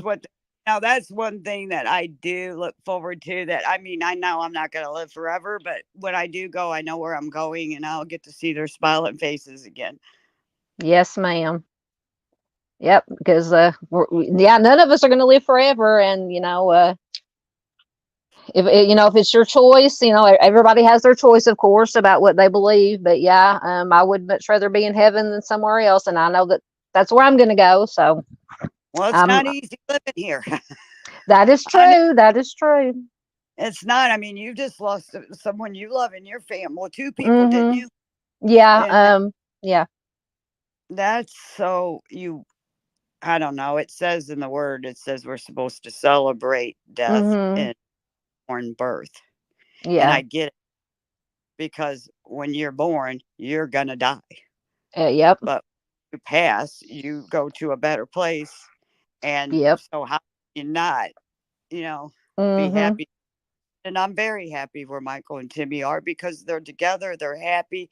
There's no mourning. There's no heartbreak. There's no nothing. They're at peace. And that helps. Yes. It Yeah. does, but you still miss them. I mean, it's like my dad. Yeah. I mean, I've come to realize, he's not in pain anymore. He's not suffering from Mm-hmm. dementia anymore. But at the same time, I mean, I miss being able to say, "Hey, Dad, how am I supposed to do this to my car? How should I go about trying to phrase this?" I mean, there's days where I'll just go out to the cemetery and sit there and still talk to him. I mean, he can't answer me, but I'll sit and talk to Mm-hmm. him. Yeah, Oh, I'll put yeah. music on the boys like, and I'll sit there and listen to a few songs, clean up, Mm-hmm. little weeds and put flowers. And I always put their favorite colors and Timmy's bracelets are on both of uh I'll they're go on. over there and vent to him about how nuts my mother's driving me. Yep. You always count on you for a laugh. Oh, yeah. Oh, yeah. Yeah, because my dad passed away. It's been over 20 years now, but I'll be in the car because I always have music going wherever I am, and in the car, and a certain song will come on, or a certain group, like, CCR was my parents' their favorite group. So whenever I'm in the car and a CCR song comes on, I'll just look up and say hi. I hear you, Dad. You're talking to me. You're saying hi to me. So. Yeah, and I got an opportunity. I'm hoping that's going to come through. Is I got an opportunity to talk maybe at the rehab center, and I Mhm. really want to do that because I have lost 7 family members from addiction. Mm. I Mhm. lost my dad, my brother, my sister-in-law, my nephew died of fentanyl on July 3rd, right before Timmy was found. Mm. And I've lost so many people from addiction that if I could just tell some of these people that have addiction problems that sometimes you put yourself in circumstances, and I believe that's what Timmy did. He trusted somebody they Mhm. shouldn't have. Put yourself in circumstances and you're putting yourself in danger. Now you got fentanyl out there. Mhm. Young people falling over, dying. Yeah. I mean, they left my other son in the car, just left him all day long in the heat. Mm. Oh my That's gosh. part of the reason why I am so pro them legalizing weed straight across the board, not just for medical reasons, but for recreational too. Because I Yes. would much rather someone be able to go to a dispensary and buy it legally than buy something off the street that may be laced with something that's going to knock them down dead. I tell Exactly. you, don't even take an aspirin from your friend unless you got Mm-mm. a bottle that it's yours and you opened it. Don't even take an aspirin. I don't care who hands it to you, except for like your mom and dad or something. Nobody should take any kind of pill or anything or smoke weed that come from somebody else because you don't know what's in it. That is so true and so scary. I mean, the young people we're losing now is unreal. Mhm.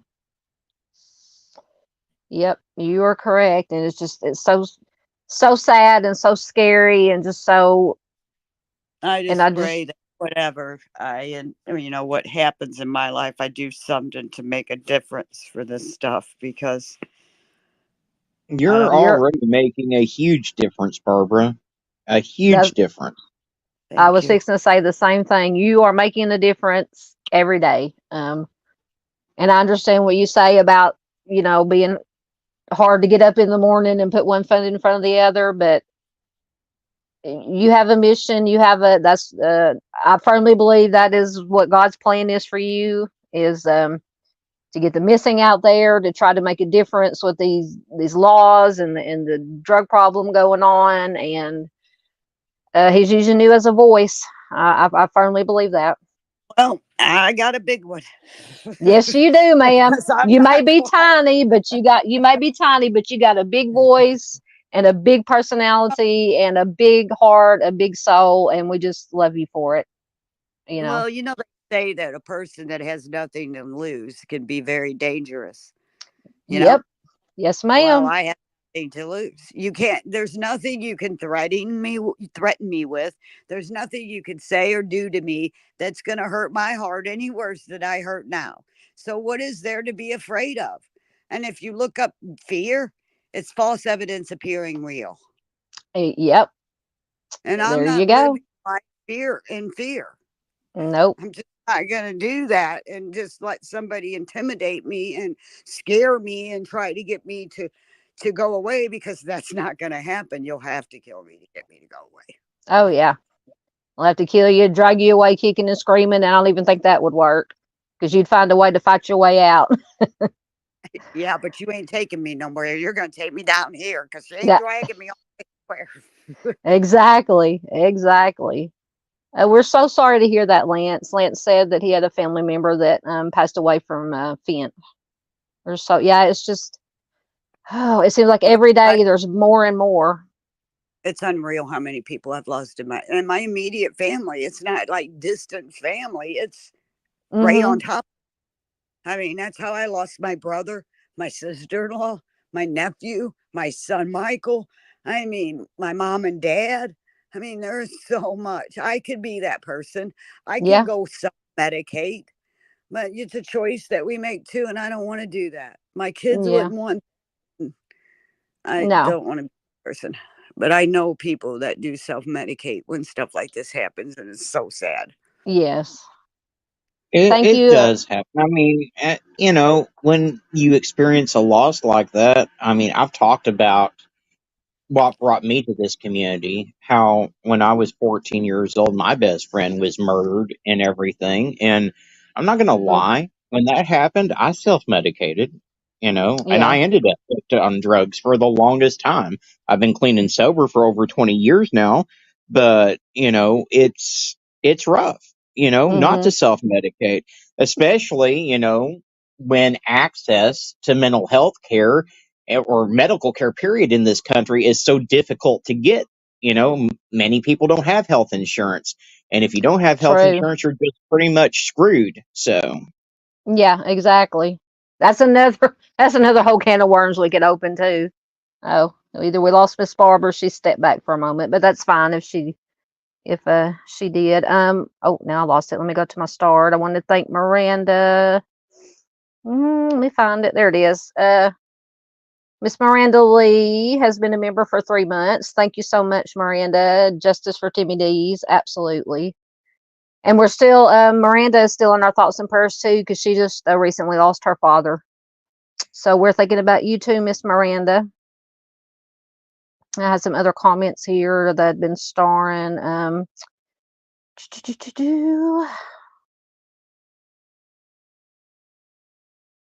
Miss Marion had said, did somebody come and ask Barbara for something of Timmy's that had his scent on it and it hit on the storage unit? I don't know that. Oh, maybe Miss Barbara's coming back.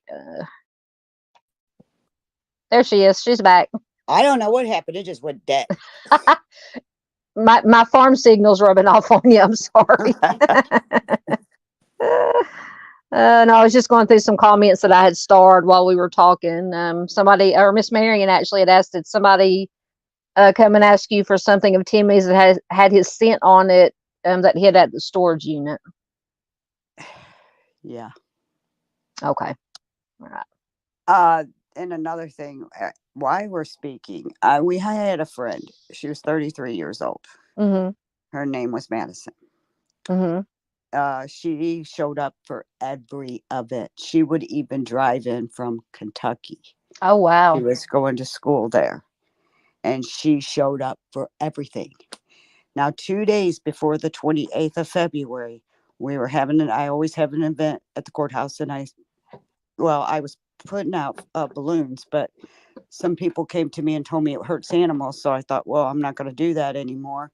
I'll just Mm-hmm. light Chinese lanterns. So I always go there and light a Chinese lantern, just let everybody know that justice is not here yet, Yeah. just to keep aware that I'm not going away. And my friend Madison, I saw her on Thursday. We had lunch at Subway. It wasn't just me. It was a lot of us that always get together. Mm-hmm. And Friday morning, They said she hung herself. Oh my goodness. So I have a hard time believing that. yeah, so when was it again? It was after it was the This past February. oh my goodness. Oh, okay. And they said that, Yeah. and I don't understand it because that day she talked about the land she had just bought and she was going to put a little coffee shop on it. She was all excited about that. Mm-hmm. And she was talking about what we were going to do in the future. We high-fived. We knew it was election year. We were happy about election year, Yeah. talking about what we were going to do for the election and who we were going to, try to help get in and stuff. And we went from hugging, and her sister was with us, had a great time, got in the car, and the next morning I got a phone call saying she hung herself. Yeah, Doesn't no. make sense. No, it doesn't. Not I at mean, all. and she was doing some crazy stuff, I will admit. And I told her, you're doing some stuff you shouldn't be doing. It's dangerous. You live here. You shouldn't be doing that. Mm-hmm. She was following law enforcement around, and she was getting Oh. on Facebook Live and following them around at 2:00 in the morning because I was up one night vegging some show. Can't remember what it was, but Yeah. I don't even watch TV now. I'm always on podcasts. But she was on Facebook Live, and it's like, go home. You don't need to be doing that. It's dangerous. Yeah. And I just think it's a little suspicious that she just got depressed from not even a 24-hour period and hung herself. Yeah, I totally agree with you, ma'am. Absolutely. That's yeah. Yeah. Hold on, once again I forgot to plug up my laptop and it was fixing to die. We're good now. Yeah, that is just a lot suspicious in my Well, opinion. there's been another guy. His name is Andrew Fox. They said he hung himself. Mm. Took his belt off, hung himself on a tree limb next to the sheriff's office. I talked Next to to the the mother. sheriff's office. Yes, and I talked to the mother. She called me. She did a GoFundMe, and Mm-hmm. I messaged her through the GoFundMe, and I said, please contact me before you do anything for your son, with your son. Yeah. And she didn't, but she called me after she picked her son up because she's from Louisiana. She went to Fredericktown to get her son, and she told me when she got there, she got bombarded and forced into cremating him. And she called me afterwards and she told me that. And I said, I don't know what to tell you. I don't know what to do for you. Uh-huh. She said, well, she said, she goes, I don't think my son was suicidal and I don't understand. So there's been like deaths since Timmy. Oh And then yeah, Hmm. there's yeah, only and 30 Yeah. a lot of suspicious, mysterious hangings too, because you got Ashley Whitlock from that area that allegedly hung herself from a shower curtain rod. Yeah, she weighed 160 pounds. She had a dog leash around her neck, tied on the right hand side. She's left handed.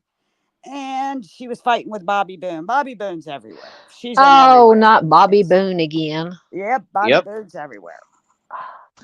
I I mean, don't know. I don't even know what to say about Bobby Boone because she got yeah. on there and she said, if you were there, you would have known what happened and you would be. I'm like, well, what happened then? Apparently, you know what happened if you're going to do that. Yeah, exactly. And What with this, happened then? yeah. Oh my Because I know gosh. she was there. One of Yeah. her best friends told me she was there. And wasn't she, not to get off subject, but wasn't she also at the house Yep, Durante was. Durante? Yes, Yes. she was. That's what I was thinking. She's actually in that recording of that 911. You hear Durante say to her, "You set me up." Yes. So he actually said that to her. Mm. To He was Bobby talking about Boone. Boone. Yep. Oh my goodness. See, I knew that he had said it to somebody and that she was there, but I didn't know that he actually said that to her. Yep. And then Ashley, she was actually fighting with Bobby Boone. Ashley was? Yes, and she Okay. was getting the best of Bobby Boone. Mm-hmm. And from what I'm understanding, they broke her neck, drug her in the camper, and put this dog leash around her neck Like I said, they tied it on the right-hand side. She's left-handed, and Mm-hmm. she weighed 160 pounds. And you're telling me she hung herself in a camper shower There's curtain no rod at that? No way. No way. no, I there's No, only that's weigh no, not 105 pounds, and I not can't hang myself on my shower curtain rod. not a chance in hell, especially a flimsy camper shirt and a curtain shower rod. Let me tell no. you something. I mean, mine, if I bump it too hard, that son of a bitch falls down. I can't imagine trying Exactly. to hang myself from it. I Yeah, only weigh 105 pounds, and I can't go in my bathroom and just grab it and hang on it and not fall. And it's exactly. connected into the wall. Yeah. Yeah, It's because gonna come out of the wall. shower curtain rods are not, no matter how fancy or expensive they are. That's a really sad story because the grandmother can't. They haven't even let her see her grandkids, and she texted her mom that night, and she Mhm. told her mom. She said, if you promise me, if anything happens to me, that you'll make sure my kids are all right. Well, of course, as a mom, you're going to go, hey, what's going on? And she told her Absolutely. mom, I have the text messages. She told her mom something's going down tonight. She goes, I mean, they're going to end up in jail or dead. Well, the next morning, the school calls the grandmother up for the kids, said your daughter didn't pick up the kids. So she went and got the kids. She had her grandson crawl in the window because the door was lodged shut. Whoever did that climbed out the window, left a piece of their t-shirt, is what the mom told me, because Mhm. she had her grandson crawl through that window. She said she made him take his shirt off before he crawled through the window, and there was a piece of shirt there. And she said same highway patrol, same sheriff, same coroner. I'm so sick of the same three people. Uh, Yes. and they took a piece of that. They took that T-shirt, and nothing's become of it. A piece of Oh, that T-shirt that would have who was tore off somebody because it wasn't her yes. grandson. And now she has not been able to see her grandkids at all. They put them in foster care. They've separated the oldest one from the other ones, and she has fought to get them kids. And I think them kids probably know something, and that's why she's not seeing her grandkids. I was gonna say because usually, no matter for better or for worse, and it sounds like it'd be for the better for the kids in this case. Usually, DHS, Child Protective Services, whatever, Give them would to the family. rather give them to would rather give them to a family member than putting them in foster care because, like you said, it's a lot of paperwork, a lot of this and that. So And yeah, they're why? familiar with their grandmother. Come on. Exactly, exactly. And Yeah, she's that's willing to do it. That's the thing. yes, yes. Yeah, that's something's afoot at all the these Circle K. cases all these cases, and I've got a board with everybody's picture on them, and it says, imagine this being one of your children. And Yes, on that board, I made it for Timmy in the beginning, but after Timmy was found, I started putting, I covered up to some of Timmy's pictures for the other people and yeah, kept the board. And when you look at the board and you just stand back and look at it, you're like, man, this is a drug problem, because yes, there's drugs in all of these cases. There's something yeah. that's it's drug related. So okay. So just a second, backtrack for a minute. So going back to because you said that Caleb now or had bought a very expensive house with That's no what these job. So do well, you that's what the think? people told me. Yeah. So just I know you don't know for sure, but in your opinion, would that maybe that money that he fell out of the air had Right something to on do top with of them. this? He Yeah, just go out and buy $136,000 house, and I've seen the house. yeah. It's a small house. It's all brick. It's got a Mhm. nice yard, and it's 2 bedroom, 1 bath. And I saw the inside of it too. It's got beautiful hardwood floors. It's been redone. Mhm. Nice big old kitchen in it. And I was like, well, I would live in that house. I can't believe he Yeah. gets to buy a house like that when he got the van repoed. So that would be against your credit. And you didn't Yeah. even have a job for a solid year. How do you buy a $136,000 house? Yeah. So in my opinion, and I'm just throwing it out there. In my opinion, I would think Who's being just paid what? theorizing. Exactly. It was either a payoff to keep your mouth shut, or from either dealers or high up officials, or he Well, was the in the neighbors tell business, me he's a or dealer. See, yeah, that was the other thing. He's in the business maybe, and that's where yeah. Because like I said, I wish that much money would just fall out of thin air and land on my head. Me too. I've went broke just buying Yeah. stuff to make signs and gas money and everything. I don't have any extra. I don't have anything. Oh, I I mean, I understand. was Yeah. I was blessed and got a nice printer so that I can print out these flyers and make these Mhm. signs. Mhm. I feel blessed to have that because I mean I have to pay a monthly payment to be able to print out so much a month. But Yeah. if it helps others, it's okay. I figure it out. Exactly. Exactly. And Miss PJ from Lighting the Way Home had said, if you need someone to be a squeaky wheel, I have been for many cases, and it has helped before between media and law enforcement. Just let me know. Miss Oh, PJ great. does wonderful work. Yes. We'll Great. definitely be getting in touch with Miss PJ. I will. Thank you.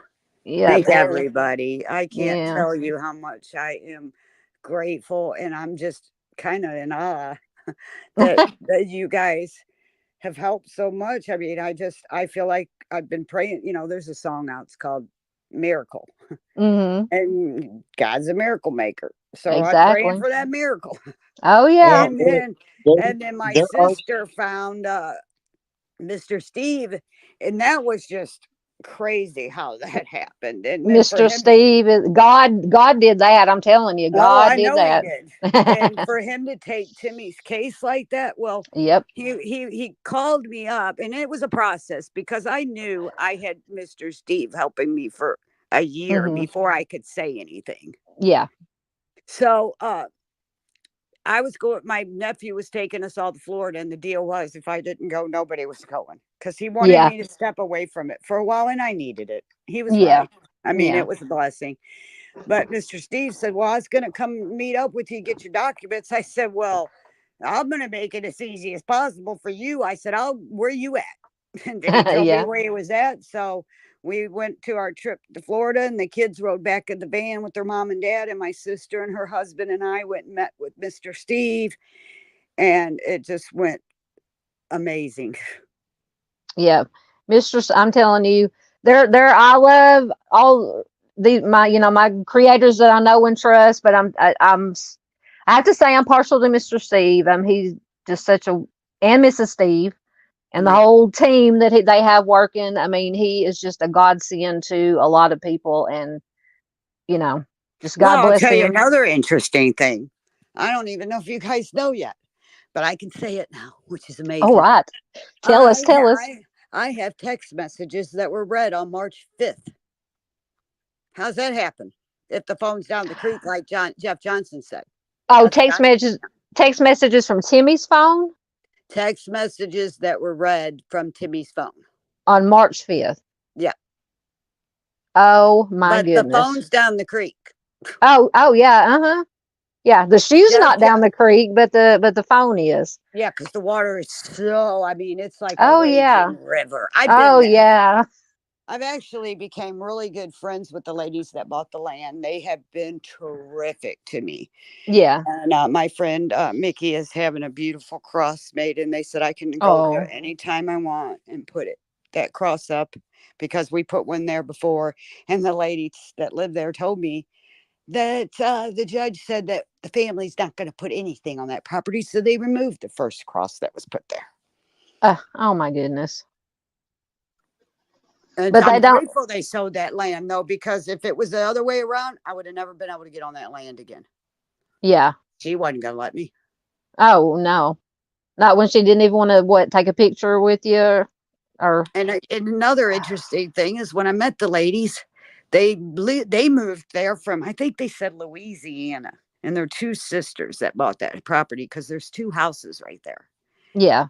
And one sister bought one house and the other sister bought the other one, and it's pretty Mhm. little land there, and there's just a little woods. They make it sound like it's this big forest. It's not a big forest. Yeah. And so when I went to talk to them, and they said I could come to their land anytime. They said, man, it's really strange around here. And I go, what are you talking about? They said, that street in front of us. I go, oh, you know that street in front of you, huh? I said, don't you think that's a little interesting that you guys haven't even lived here that long? But the judge has lived here for years and he never noticed that street because that whole street's drugs. Yeah.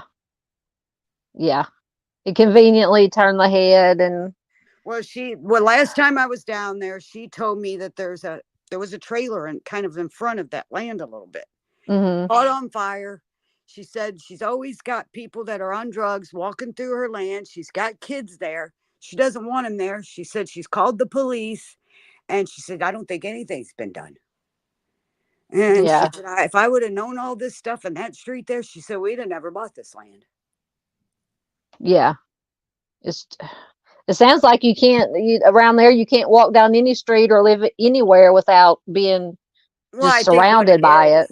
I think a lot of it is that the good people go to bed at a reasonable hour, and then you got all these people running around all hours of the night. I've even seen posts where people are saying, why is these people walking around this town and down the street at 3, 4 o'clock in the morning? And it seems like all these cases happen around 2, 3, 4 o'clock in the morning. Oh, yeah. My grandma and my mom, I was always raised that said, nothing good happens after midnight. Absolutely. So you should with that. You shouldn't be out unless you just work a late or overnight shift or whatever, and you're going to work or coming home from work. You just shouldn't be out after midnight. I've been told that if I don't shut up, I'm gonna end up dead. My goodness. I was told by a lawyer that because I tried to get a lawyer and he told me he wanted $35,000. I said, I don't have $35,000 laying around. And he said, well, the only thing else I can tell you to do is start screaming to the mountaintops. I said, well, I can do that. He goes, but I'm going to tell you, ma'am, he said, that might get you killed. He goes, I've known it to happen to people. And the PI told me that. I've had numerous people tell me if I don't shut up, I'm going to end up dead. I mean, I'm not suicidal, you guys. Okay, I am not suicidal. Oh, no. I wouldn't believe that for a minute. You're too stubborn and you want to stay on this earth to get justice. So I don't. Justice, and I'm going to spend the rest of my life helping with the missing. Exactly. Yep. And I'm excited about that though. I am, and yes, and I do smile now, and I generally do have a smile, and I laugh for now. I mean, time does help. Time don't. Yeah. But time does help. Yeah, it absolutely does. Because there was days I know it had to be somebody else carry me because it wasn't me. I sit back here at my house and I think about those days. And Thomas, I talk to him almost every night.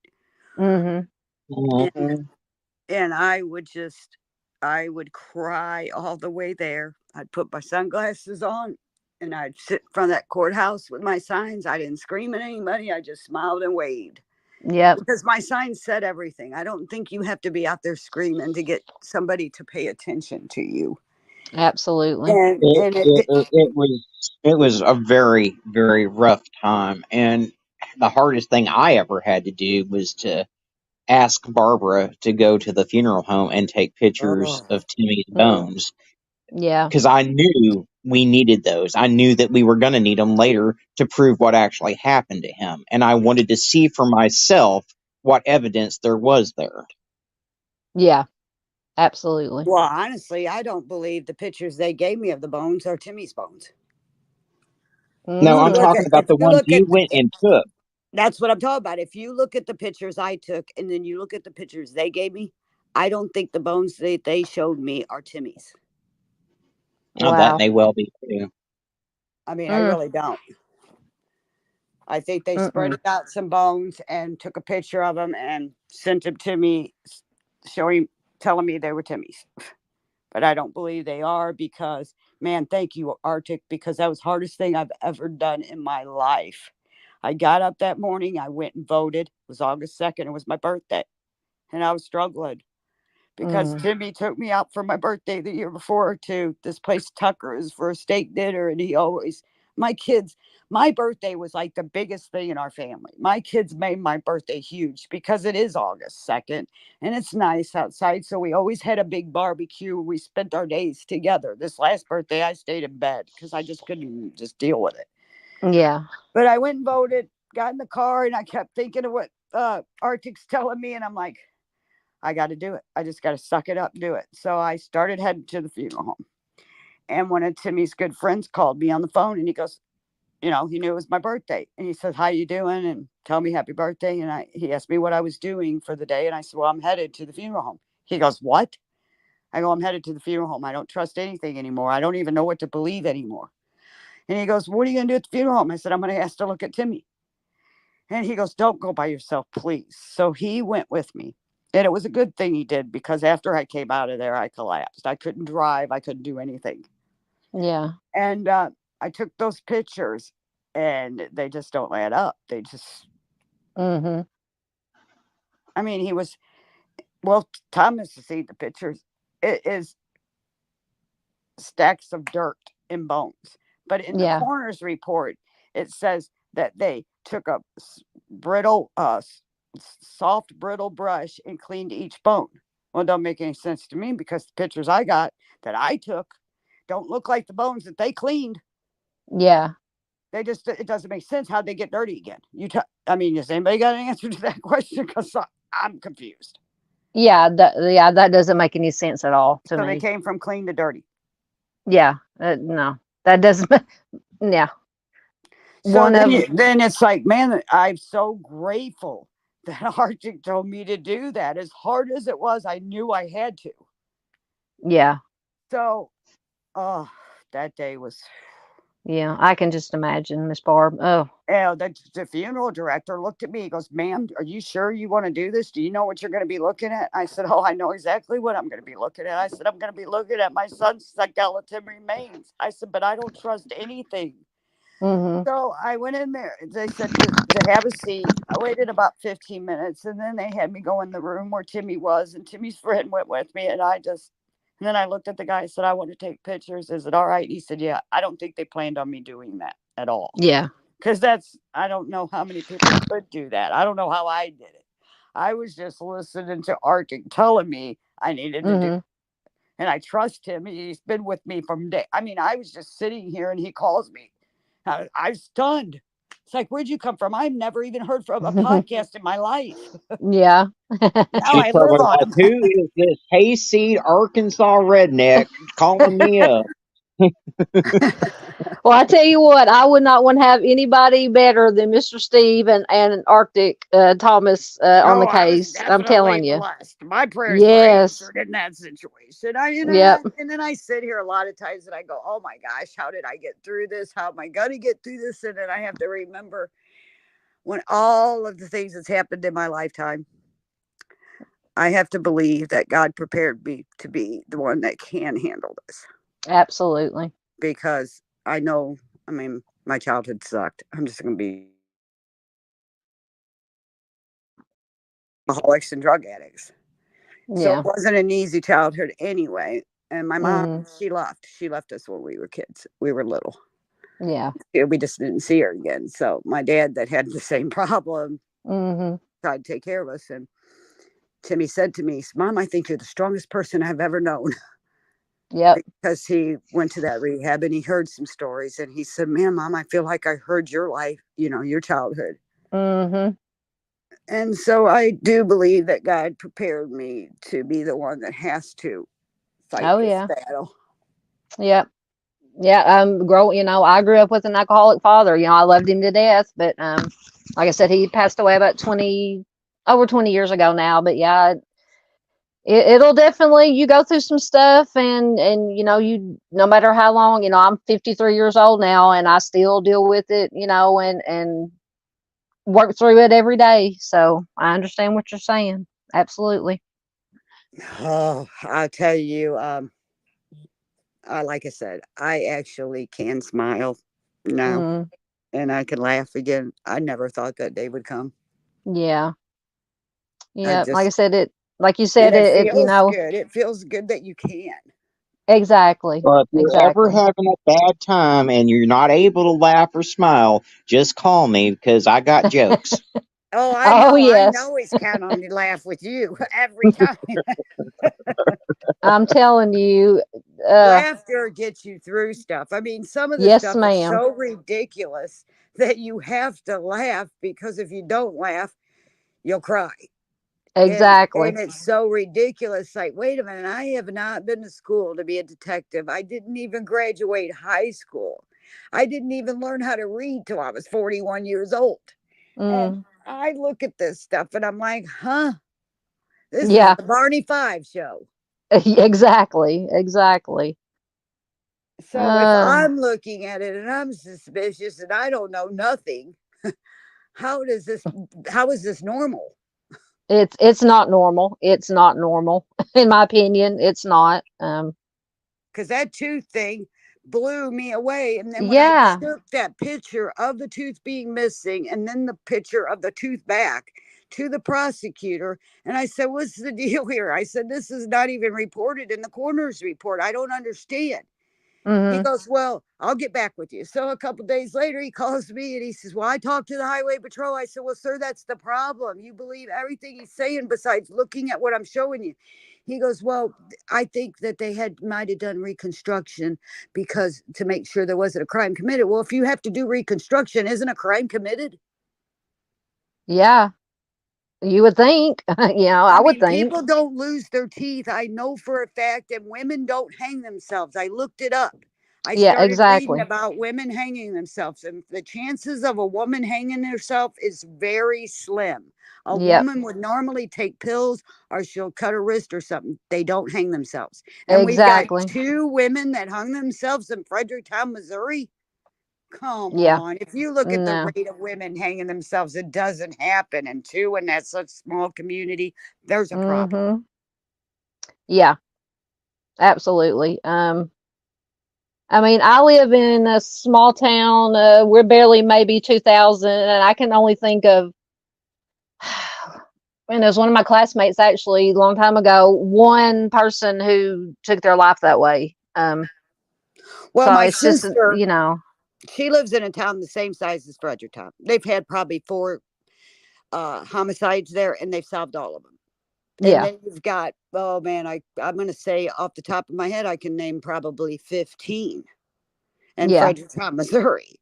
It's yeah. like, wait a It's minute. just, yeah, And then we got Mike Well, Busking talking on the recording that I have from the Highway Patrol saying, oh, if you just look about a mile radius, you'll find him. He's probably ain't got no clothes on because he died of hypothermia. So then you got the Highway Patrol calling me and telling me what this guy told him. It was unreal. I didn't yeah. know that at the time until I got my documents. So then you start reading through this stuff. You're like, huh? Doesn't even make sense. oh, Don, you probably don't have any houses in your little town where 3 people have allegedly killed themselves either. Right. Not that I'm aware of. Yeah. Well, I Yeah. raised Timmy and Michael in Marble Hill, Missouri. There's only 1,500 people there. That's how Timmy knew Caleb. He went to school with him. Caleb lived in Marble Hill, Missouri. He lived in my house for a short period of time because I Mhm. felt sorry for the kid. I thought he was a good kid. I think drugs got a hold of him. I don't think he purposely would do something to hurt Timmy, but I think he was so involved in the drugs that a fight Mhm. it became a fight. And I think they were tracking him with that tracker and they got him. Yeah. So how long? Just briefly, just or how? Because I'm got so behind these past couple weeks. How long have you known about the tracker? Since I got my documents. I Okay. didn't know it was a tracker though. Okay. Okay. Bob and I got together and went through the documents and we saw it. And neither one of us knew what it was. Yeah. So then Bob did his research and we found out where it was. Well, then I'm listening to one of the audios from Caleb in jail, and he's telling his sister about how Timmy bought one. Well, I checked Mm. out them gas stations and stuff, and I got his receipts. He was buying Caleb cigarettes, Gatorade. I got all that, and that's because of Monroe. I didn't get that from the Highway Patrol. And Yeah. there's nowhere in there it says anything about a tracker. So I decided to start calling. I didn't do it because I knew they knew who I was. So I Yeah. had other people calling these places, and they don't sell them. So Yeah. why would you bring that up? And it doesn't look like, well, it's dirty, but it doesn't look bright. It looks kind of worn. It doesn't even look Yeah. like, so it doesn't even look new. Yeah. If that's what you're wanting to say too, it's not even new. Mhm. And Hmm. why would Caleb go out of his way to make sure he's telling it winner in the video at the jailhouse about this tracker. What? Because you realize sitting in jail that you made a mistake, because every criminal makes mistakes. Exactly. You forgot to take the tracker when you Yeah. hunted him down. And then Yeah. they threw him in a ditch like he was a piece of trash. And then the police talk to me like I'm trash. It's unreal. I wouldn't believe this if I wasn't living it. Yeah, it's like I mean, you can't make it up. You know, it's what I say, truth is stranger than fiction. It's just unbelievable. Unbelievable. So now I'm just going to work on getting my petition signed. I'm going to, well, like I said, I went to Texas Roadhouse today and I got it signed there. And then I'm going to, I live close to the biggest Walmart in Missouri. And I think Walmart's going to start seeing me. I'm going to go in and talk to management and see if I can stand outside there and get my petition signed. There you go. Keep giving them hell, Miss Barbara, and we know you will. They're going to have to kill me to get me to go away. I have nothing to lose. Yep. You can't hurt my heart any worse than it already hurts. Unfortunately, that's true. That is true. Like I said, you know, sometimes the most dangerous people is the people that don't have nothing to lose, and I have nothing to lose. You are absolutely correct. All right, guys, I think we're going to start wrapping this up unless y'all have anything else. Thank everybody, and thank you, Southern Gal, for your help. And Arctic, I love you. You know that. I love you guys. Everybody loves Arctic. And everybody loves you too, Miss Barbara. And everybody loves you too, Southern Gal. Oh, thank you. I just, you know, awesome job. And I try to share every time you have anything on my, because I got a group from every state pretty much. Oh, yeah.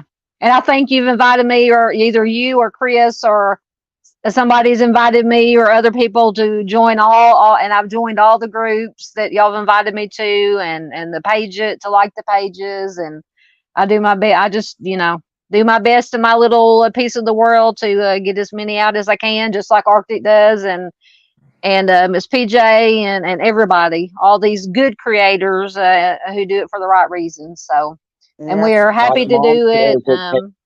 Like Mind a Monster says, it takes a village. So. Exactly. And I noticed Mom popped in earlier. I was so glad to see her. I hadn't seen her around in a while. I haven't seen her in a while either. Yeah, she popped in earlier. I tried to put some of her comments up on the screen when we were talking and stuff. But yeah, she's another machine. Yes, absolutely. And unfortunately, law enforcement in Missouri are village idiots. So there's that. That is true. Yeah. Now, I wish Monroe, I have to give that man credit. I wish he'd have just kept the case the whole time. Well, yeah, I mean, I give all kinds I give all kinds of praise to Monroe, and I've got a friend of mine that's former law enforcement in Missouri that's helped me out on some cases. I mean, there are a couple. I mean, and I know a creator here on YouTube that's a former law enforcement officer from Missouri, but there are, I mean, the fact is that you've got a few that are trying to do good, but they can't fight that corruption by themselves. So. Absolutely. That's why I'm really hoping to get in with that rehab center they're opening too, because if I can make a difference just telling the people that do have a drug problem what your life can become and how you can put yourself in dangerous situations and not even know it because you're living or hanging out with people that have drug problems and you can get killed. Exactly. Yep. Because unfortunately, a lot of when you know that dealing with that business, the people who are in that business care more about the money and the substances than they do. They value it more than human life. So it's just, you know. Well, I'm really tired of hearing some of this stuff of these recordings that I have of them making Timmy to be out this horrible person. They're even saying he's an alcoholic. It's like, what? Oh, my goodness. I mean, these people that just met him and they're admitting that they just met him for the very first time, but they're calling him an alcoholic. How can you call somebody an alcoholic you don't know? Exactly. Just blows my mind. Mine too. But I'm not going anywhere. Injustice will come. I believe that with all my heart. That's right. I've prayed about it. My prayers been answered. They get answered all the time, and I know that's coming too. Absolutely. Yeah, Bling says, stop listening to those, Barb. Let us take care of those. Yeah. Yep. She's been so good to me. Yes. And that Absolutely. petition, I couldn't ask anybody to, the things she put in there. Oh, it's Yes. heart-wrenching. I cried like a baby before I know. Yeah, I was going to sit here and read it out loud, but I'm like, I'm going to start crying if I do. And so I left it up on the screen so people can read it. And I probably couldn't, even with my old woman glasses on, I probably couldn't see to read it. So I'm just going to leave it up there. And please, everybody still in chat or watching replay, please sign the petition. The link is in the description box. Please visit the Justice for Timmy Dees Facebook group. There's a link to it. All the links for the Lawless Files Facebook and YouTube are also in the description box. Please visit all the wonderful creators that was here. Thank you, Arctic, for coming in and being my co-host. It's always a pleasure to have Arctic here. Well, thanks for having me. Oh, absolutely. You know I love you and your insight and your humor and everything about you. So, Arctic, I have to have your humor. I'm just telling you. You make me Well, laugh I do every have time a I story listen that to you. I have a story that I can tell to make you laugh before we wrap up tonight. So the go other for day, it. my nephew comes home from school and asks me if I can go talk to his teacher because he got in trouble. I was like, "Well, Dalton, what did you do?" Well, this kid was picking on me because I'm autistic, and so I told this kid, to let you know, he's got an artificial leg, the kid that was picking on my nephew. So Dalton proceeds to tell this kid, if you don't stop picking on me, I'm going to take your artificial leg and I'm going to beat the living shit out of you with it. So Oh my God, that sounds like something because my sister-in-law who passed away, she was an amputee, mid calf, and she had, of course, finally got her prosthetic leg, and that's what she would tell their son who's adopted. He was 17 now. She would, whenever he would get out of line or get on nerves, she's like, "I'm going to take my leg off and beat the crap out of you with it." So that is, oh goodness, I can relate to that story. he comes home and I was like, well, I'm going to give you a pass because this guy was being a dick. I was like, but that was kind of mean. I was like, also for future reference, next time wait till gym class and hide his leg. That's a lot more effective. Exactly. He ain't gonna get close to you with one leg. Yeah, and and a couple of times my sister-in-law's leg kind of mysteriously disappeared for a while. So I think my nephew got her back. The sad thing about that, though, is this kid's probably gets made fun of too for having one leg, which is very sad. And then you're going to pick on somebody else. You know what it feels like to be picked on. It doesn't make sense. And that may be why he was picking on somebody else, is because he gets picked on. I mean, you never know. Bullying, that's a whole other can of worms too that we could go into at some point, is the bullying problem. They said at a service one time at church, they said, the pastor comes out and he goes, I think I'm just going to hire all teenagers. Well, all of us are looking at each other like, what? He goes, yeah, he must have had a problem with his daughter earlier that day because he goes, yep, they know it all. We're going to hire all teenagers here. It's like, imagine that. Yeah, exactly. Timmy always said when he'd go to church with me that he was going to marry their daughter. That was going to be his future wife. Yeah. She sang beautiful. Yeah. Oh, I love anybody who can sing. My nephew can sing. The one that's adopted, my youngest one, he can sing. He sings in the church, and I think I can when I'm in the car. Oh, me too. I can sing like Joan Jett or somebody. If I'm in the car, if I'm here in the house by myself with my hairbrush, as a microphone, I could sing with the best of them. Well, I think so, anyway. Can, but every time I try, the cows and the dogs start howling. So Well, I'll tell you a funny story about my son Michael. It's hilarious. I'm so glad I have that memory. We were at the grocery store, and Michael was a jokester. He always liked to try to embarrass you at the store. And that song Georgia came on. Yep. And Michael's just singing that song. It's just as loud as he can, and he's trying to go Georgia, just going on. And we go to get in line to pay for our groceries, and there was this older gentleman in front of us. He's probably 80. And he looks over at my son, Michael, and he goes, son, all my life, he said, I prayed to have a voice to sing. He goes, but at this moment, I'm praying you have one. We just cracked up laughing. Oh, that's Timmy and good. Michael and I we were crying. We were laughing so hard because we were stunned that the old man even said Yeah. that. You gotta watch them old timers. They got some good ones. I'm telling you. They'll tell I'm you the telling you. truth. They're like little kids. They get older, they just tell you Oh like yeah, it is. exactly. Yeah, that's what you can always count on kids and older people to tell it like it is. Oh, Timmy, older people especially. I was at the casino one time with my grandma. Now she was already in the throes of Alzheimer's to an extent, but I left to go get her a drink, and I guess she got up out of her seat for a second, and I come back, and she's sitting there, and she's like, "I lost my seat." I was like, "Well, what happened?" And she points right at this woman, and she's like, "That fat bitch stole my seat." Timmy loved his grandma. She was like 96 before she passed. And he come over to my house one day. He goes, yeah, I just went by to see grandma. He goes, man, mom, I love her. He goes, I wish more people was like my grandma. He goes, sometimes she says things you don't want to hear, but she just says it like it is. And he got on Facebook and posted that I wish everybody was more like my grandma. Grandma would Exactly. just tell the truth. And Oh so yeah. I'm bad about that sometimes, and people don't know how to take me because I'm brutally honest. You ask, Y- don't ask me to question if you don't want the truth, whether good or bad, because I'm ex- going to tell you what I think if you're asking.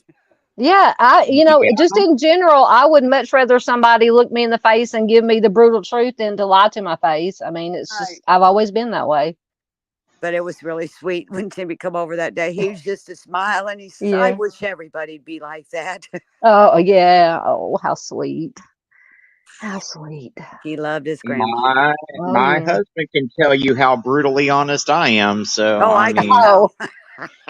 I don't think we need anybody to have to tell us how brutally honest you could be. We already know, Arctic. Oh yeah. That's what's so funny. Yeah. When I get on things that you're on, I always can count on a laugh because you're brutally honest and you just can't help but laugh. Oh yeah. Yeah. Absolutely. Anyway, I Huh. want to thank all of you so very much. And man, Southern Cal, Arctic, I don't even know how I would be able to do this without you guys. I've met so many great creators. I'm glad I ain't ran into any bad ones. Thank God. Because I've heard well, about I some. tried to steer you clear of all the bad ones as best I Yeah. could because we are the minority, the good ones here. There's so many tragedy pimps all over this platform that would have taken Timmy's case and just used it to make money off of Timmy's back. That's why I told you, whatever you do, be careful who you send those photos to when you took the photos of Timmy's remains, because there's not a lot of creators out there that would have held back. A lot of them would have just shown everything. So. Oh my goodness. Absolutely. I don't want those pictures seen. I just can't even imagine them pictures being around of Timmy. Like I know. I just can't. Yeah. Yep. So you really do have to be careful who you trust to show that to, because they would do that. I've noticed that. I had a creator one time call me at 12:30 at night crying. I go, what are you crying about? You shared one of my posts with somebody I don't like. I'm be honest with you. I was stunned. I thought, Mm, oh my goodness, I wish that was the only thing I had to cry about. You know what I exactly. mean? And I said, I thought this was what it was about. I said, people make posters for the missing. I said, I thought it was about getting the person out there, not who was who on what page. Come on. Yeah. I mean, that's what I thought, but I found Hmm. out I've ran into a few. It's like, you shared my stuff on this person's page. I was like, are you kidding me? And you're crying? I know. Yeah. I Just was polite, but I gotta admit, I sat here going, "Wow, I wish that was the only thing I had to cry about." Because somebody yeah. posted a poster of somebody missing on my page. Well, Exactly. I'm one of the creators that's like, I don't care who you are. If you're here for the right reasons, use any poster that I have out there, use any video that I have out there. It brings awareness. I don't care who you are. Even if you're a creator that I can't stand, if you're doing it for the right reasons and you're not turning it into a shit show, you're free to use what I've got. Absolutely. I thought, I'm and the same I way. have a page, and I want you guys can post on that page. It's fine, Timmy. I made that page when Timmy was missing. And now that he's been found, I just put missing people on there. I share you guys' missing posters and Hmm. all around anywhere, any state. I don't care. As long as I get somebody to see that picture of that person missing, I don't care because I got the justice for Timmy anyway. And Timmy's been found, and I'm so, gosh, you guys don't even know how grateful. I only had to go through that for 5 months, and the number 5 means grace, right? Hmm. So I mean, I just so feel so blessed that I didn't have to go through this for years of Yep. the missing part, because that's a different journey than the justice. But and I have peace about it. I know what's coming. Yep. Absolutely. It's not going Absolutely. to act, but maybe it'll change some things. Yeah. Oh, I have no doubt that you keep going and it take, like, we said it takes a village. If we all keep doing fighting the good fight, then maybe we can at least help with some change. Well, I can't believe you just said that, because that's what I want to name my book, Fight the Good Fight. I There you go. That's what I'm always. I like, my grandparents used to, when they fight the good fight, go fight the good fight, and I've just always used that. And You know how hard absolutely. it is to be nice to somebody that's being cruel. I mean, Mhm. cruel to you. And you just Mhm. got to stand there and suck it up. And I just look at them and I think, this is exactly what I think. I think, oh my goodness, this must be exactly what Jesus felt like on the cross, because I feel like I'm being crucified right now. And I'm only Yep. getting a little piece of it. Yep. Absolutely. And that keeps me from going off, because I just look at them. I don't say anything, and I just let them be as rude and as ignorant as Mhm. they want, because I have learned through a lot of this and just in life in general, when you don't go off, they go off more, and you can watch the energy come out of them. I'm not going to give Mhm. somebody that. Nope. Don't give Barbara, them the power. I'm gonna tell you. You remind me. There was a guy. His name was Mike Williams, and he was murdered by his best friend who had been having an affair with his wife out in Florida.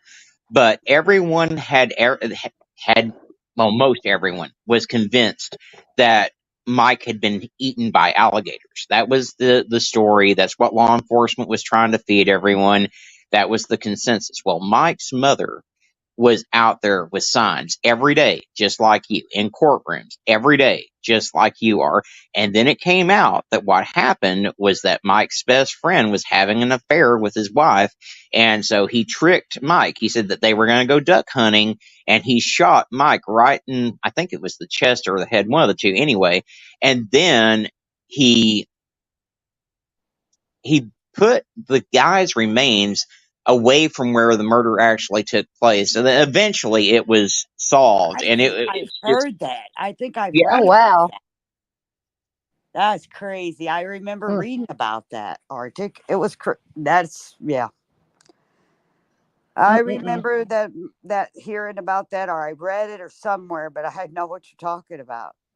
That happened. That went on for a while before they figured that out too, right? And do you yeah, think they yeah. figured I it mean, out because she wouldn't go away? it was years before they figured out what happened to the guy. The guy's name was Mike Williams. I may actually have to do a video on that because You know, it's a really incredible case of justice coming after several years. there's Mr. Hey, Steve. Steve. Yeah, there's Mr. Steve. Welcome, Mr. Hello. Steve. We were talking. Were your ears burning? We were talking about you earlier. It's always good stuff. Always good. Except for Well, maybe this is for Arctic. the way I look at it, Arctic, on this situation is, if I am such a pain in their butts, then just do the investigation, figure it out, and I'll be happy to move on with my life, like the lady told me to. I'll go on and work with the missing. I'll be happy to, but I'm not going away until you do something. Exactly. Absolutely. I mean, I'm still working with the missing, and I will still do the posters and help anybody that calls me and needs my help. I will be there, but I'm not going away as far as them not Nope. doing anything about my son. That's just not an option for me. I can't. I actually Absolutely not. broke down to my neighbor one day and I said, I broke down and I said, how do I just let go? And I looked at her. I said, I just don't think I can. It's not in me. No. It's just I can't. I don't know how to stop. I've been fighting this fight for 2 years. You get addicted to cigarettes, and a habit is 21 days. So you think it's not a habit for me to hand out stories and bracelets, and it's all I know now. Yep. I'm telling you that's your purpose. God gave you that purpose, you know. He puts us through trials, but he has we may not understand the purpose at the time or ever, but you know, like I said earlier, I truly believe that that's your purpose now. It's I fighting for know. Timmy and fighting for all these other missing and their families. And I I love agree. people, so it's not hard for me. I love people. I've always liked people. I greeted at my church. There's 4,000 people in that church. Oh my goodness, That's big where I'm church. taking my petition to. That yeah, amen, amen. You take it anywhere and everywhere you can, Miss Barbara. Oh, I got this bag. It's kind of funny because I carried this bag around for, I don't know, it's a good year and a half. And it says on the outside of the bag, let's go on an adventure. I never paid any attention to what the bag said. Uh I huh. just grabbed the bag, threw my bracelets in it, threw my stories in it, started giving out pepper spray to everybody too. Uh huh. I see a young girl, I give her pepper spray. Yes, ma'am. And so I got to looking at the bag one day and I thought, oh my goodness, it says, let's go on an adventure. Well, I'm on an adventure. All right. Let me tell you. Yeah, that's right. That's right. May not have been an adventure you intended or thought about, but it's an adventure, an important adventure nonetheless.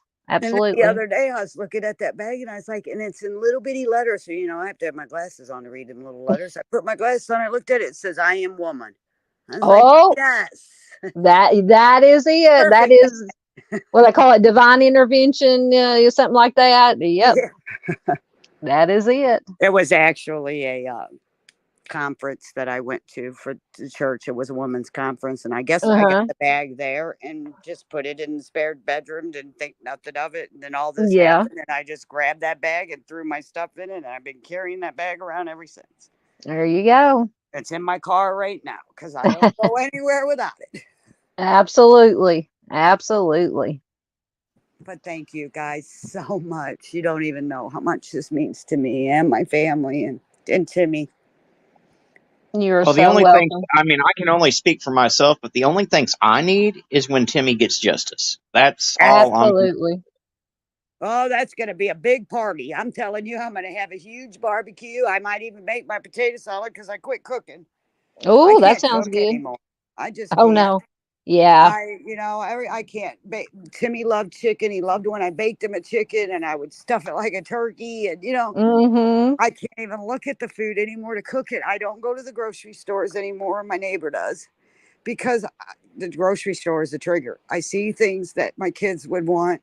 And we always had a good time in the grocery stores, Yeah. clowning around and stuff. And our song would come up over the over the speaker. And I cannot listen to it without breaking down, crying, and then everybody's looking at me. So I don't go to the grocery stores anymore. I know that day will change. I'm praying for, but Yeah. right now I don't. Absolutely. And it's It's just pouring down rain and thunder and lightning here. uh-oh. As always, Take some Mr. of that rain here. It's hotter than blazes here. I know, I was gonna say Arkansas needs some rain. Oh man, I'm watching lightning through the windows and everything, and the thunder. Ooh. It's Yep. pouring. Hey, Yeah, I Miss don't have Mary. to water my plants tonight.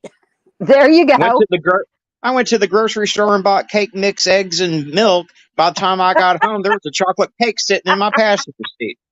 I knew that was coming. I knew it. What was in your passenger seat? A chocolate cake. Oh no. Sorry, I was laughing too much. Yeah, I have to do that joke again. Uh, Say it again. I said I went to the grocery store to buy eggs, milk, and cake mix, and by the time I got home, it was so damn hot there had been just populated a chocolate cake in my seat. Well, dang, you didn't even have to do no work for that chocolate cake, did you? You guys are great. absolutely. Oh, Arctic, I can always count on you for a laugh. Thank Oh you. yeah. We can always count Oh, on Mr. Steve for some words of wisdom or yeah. encouragement. He says the courage shown by Barbara and other families fighting for justice is inspirational, and I wish to thank all creators and their communities for the support. Yes. Well, back to you 100,000,000,000%, Mr. Steve, because we love you and everything that you do also, sir. Absolutely. Well, Arctic was with me when the days was there wasn't no laughter. He kept me Hmm. sane and talked to me at night. I cried to him so much. I'm sorry I put you through that, Arctic, but Hey, you know I'm what? grateful for you. I, I was happy to be here for you. I'm happy to be here for any family that needs the help and needs the fight for justice. I mean, but I grew a very special connection with you. Like I said, you will always be like a second mother to me because I'm coming we, to Arkansas to visit you guys. well, that's great. Yes, I would love Yeah, that. thinking about moving to Arkansas after I get justice. I think Arkansas is beautiful. Certain parts of it, yeah. Yeah, I was gonna say, yeah, you Well, can my uncle, he just passed away about 3 months ago, and he owned some property, and I don't even remember where it was, but I went to visit him there, and he was right on the lake, and it was beautiful. I still have pictures. mm, sounds heavenly. I don't live anywhere near any lakes, but there's some that are not too far from me. Well, I Yeah. love fishing, so Oh, me right too. Me down my too. alley. Yeah, I'd go fishing with you. I'd do Oh, anything with you, yeah. Miss Barb. We're going to march the Well, street. they took my favorite lake and decided that it was more important to have a coffee shop and a Chick-fil-A there than a nice lake for you to go fishing at. So, Oh my Oh, goodness. wow, that stinks. I'll admit I love me some Chick-fil-A, but no, I'd rather have a lake, a Me nice too. I lake love than a Chick-fil-A. Chick-fil-A. I love Chick-fil-A, but I'd rather have the lake too. I'll catch my, Exactly. Yes. I'll keep the lake. that's the only catch and release I believe in is fishing. There you go. Absolutely. Absolutely. Anyway, I don't want to keep you all night. Thank you guys so much. Thank you, Miss Barbara, for being here. It was an honor for me to have you here. It's an I, honor to be here. no, hopefully we can have you back again sometime and talk about maybe some lighter stuff. Have our music night like you're talking about I again. love our music night. Yes, we will have our. We may plan on trying to do that. Won't be this weekend. Maybe next weekend, Friday or Saturday night, having a music night, and That sounds anybody who great. wants to come up on panel can come up. You can come up, Arctic. Anybody that wants to join in, and we'll talk about some music. I can't play any music. I'll get a strike, but we can sure talk about some music. Have some music trivia, something like that. Sounds good. Yeah, I like that old time music. Oh, I do too. Oh, I don't listen to it much anymore, though. I listen mainly to Christian music because it reminds me so much of my kids. They love the yeah. old music too. They like Oh, Marvin yeah. Gaye, Al Green, the Temptations, Oh, yeah. all that I stuff. do too. They love their jobs because they got to put up concerts. Yeah, that's what I was gonna say. We didn't Timmy. He was doing the rigging for concerts for Yeah, stages. yeah, for the Stagehand Union at Local 6. That's what he Mhm. did. He was 300 Mhm. feet up in the air. Wow. He's I braver used to than I go, am. don't tell me, don't send me pictures and let me see that. Makes me, No, hey, who knows? I'm afraid of If Timmy was still around, he may have been the inspiration for one of Taylor Swift's next songs. yeah. that. Uh-huh. Okay, Arctic. Don't get me started on Taylor Swift. Don't be Oh, stretching it now. Come on, friend. oh goodness. All right. On that note,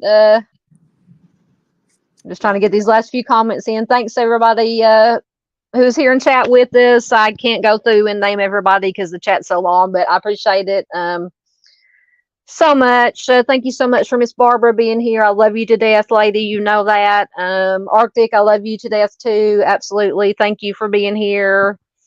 The I And love you feelings guys mutual, and and thanks for respect having me. everything. absolutely. Mr. Steve likes music. He says he has a fascination with music people listen to for analysis. Well, maybe we can get Mr. Steve on here when he's not busy and talk about I that. don't know if I want him to be doing that to my music. It might be ruined. Analyzing your music. That's true. Yeah. That's true. That is true. We may not want that. You know REO Speedwagon, don't you? Oh yeah, I love Who REO. doesn't know REO Speedwagon? They're the band back in the I've seen day. them in concert like 3 times. Oh, shoot, I've seen them probably 10 up here in St. Louis. Dang, you got me beat. Oh, well, you know, Timmy and Michael worked for the local unions. They did the concert. Yeah. I got good tickets. Oh yeah, I didn't I even got think about third that. row and Mercy Me. Oh, I love Mercy Me. Yes. Mm-mm. Mhm. That's my jamming stuff now. Oh yeah. You know, I had this necklace. And then the necklace, it's a little seed. It's a mustard seed. And in the necklace, it's like magnified.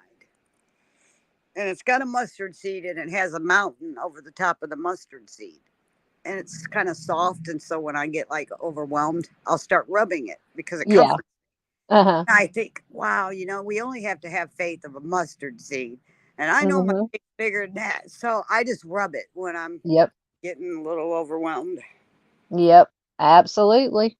Absolutely. Because he can move mountains with the faith of a mustard seed. That's right.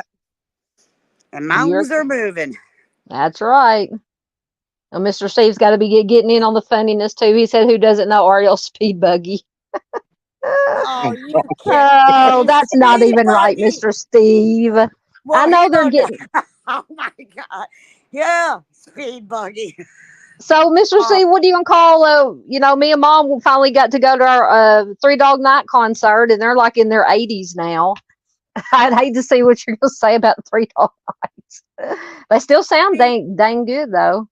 He probably never heard of REO Speedwagon in his life. That's why he's calling it Speed Buggy. Yeah. Oh, yeah. He's calling it Speed Buggy. I don't think we need to have him analyzing our music. Yeah, that's true. That's true. No, we love Mr. Steve. Yeah, we're just hacking on him, as I say in Young Guns, whatever. We're just hacking on you. He's making fun of our music's what he's doing. I know. We may have to put him in timeout. I think he was in timeout the other night when he was trying to do his live stream because somebody he forgot to pack his camera. So I watched it on replay. So we had to look at a black box, Mr. Steve. So he was put in timeout. Mrs. Steve put him in timeout, apparently. I like it when she knocks him in the head, says, "Move over the light, the light." Yeah, exactly. Yeah. No, we love Mr. Steve and Mrs. Steve. Yeah, they're fun to watch. And then you learn a lot. All right. Yeah, exactly.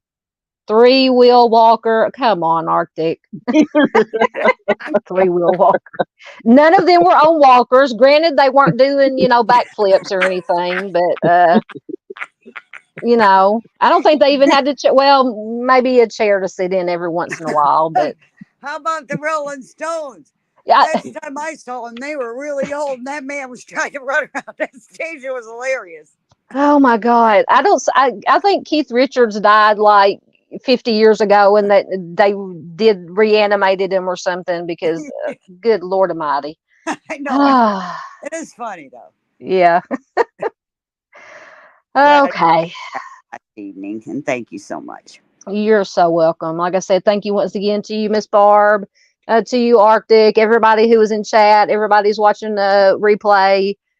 Thank you so much. And I'm trying to think. I lost my train of thought. So imagine that I lost my train of thought. Today is Thursday. I might can do another live stream maybe Monday or Tuesday. I'll have to see what the schedule is. But anyway, I'll be looking for you. Yeah, I'm not going away either. Some people might say, God, I can't take her anymore. But my little horse and pony show here. But as long as the information gets out, you can make fun of me all you want, but as long as the information gets out, that is all that is important. So I will see y'all soon. I love everybody. Thank sorry, you I'm trying to get these last comments in. Me for this. What was that, Miss Barr? I said thank you so much for contacting me and doing this. You're most welcome, and we will most definitely do it again sometime. We can, we can talk about if you. I know you have a lot. You said you had a lot of families contacting you. Mm-hmm. Anytime you want to come on and talk about some other case, some other families, some other missing or cases that need attention, just let me know, and you can come back on. Arctic can come on. Anybody that. Paige, you and Arctic. Yep. Most definitely. Thank And you, like Mr. I said, James. you guys use that Find Timmy for the missing. Oh yes, I think I was actually looking at it today or yesterday. Or Because it's yesterday or the already day before. made, and I wasn't about to take it down when I could use it for missing. Exactly. The more Yeah, but pages, the better. you got to be careful how much you're posting. Facebook is targeting advocates left and right, and I don't know why.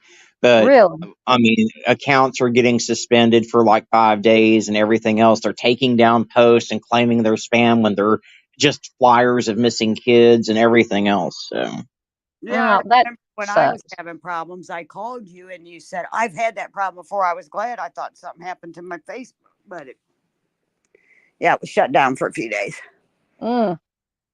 I don't know why they would. Oh, I lost my stylus. Anyway, I don't know why they would take it's down. it's it's Facebook's AI. It's gone berserk, and it's Oh. really hurting the advocates quite a bit. I think it's funny that the advocates posts are getting taken down, but these predators posts where they're posting all kinds of garbage, that's perfectly okay. That flies with the AI. Mhm. Why don't you crack down on the fucking predators and leave the advocates alone? Exactly. But that's the Facebook for you. Well, the truth always comes out and it always works out in the good in the long run. That is true. All right. On that note, I think we're really going to get out of here this time. Okay. Good night, all. And I'll see y'all backstage for a minute. Yeah, so I'll have videos or maybe a live stream or the beginning of the week, but I will definitely get it scheduled. Thanks again to everybody who was here watching replay. I love you guys, and we will see you next time.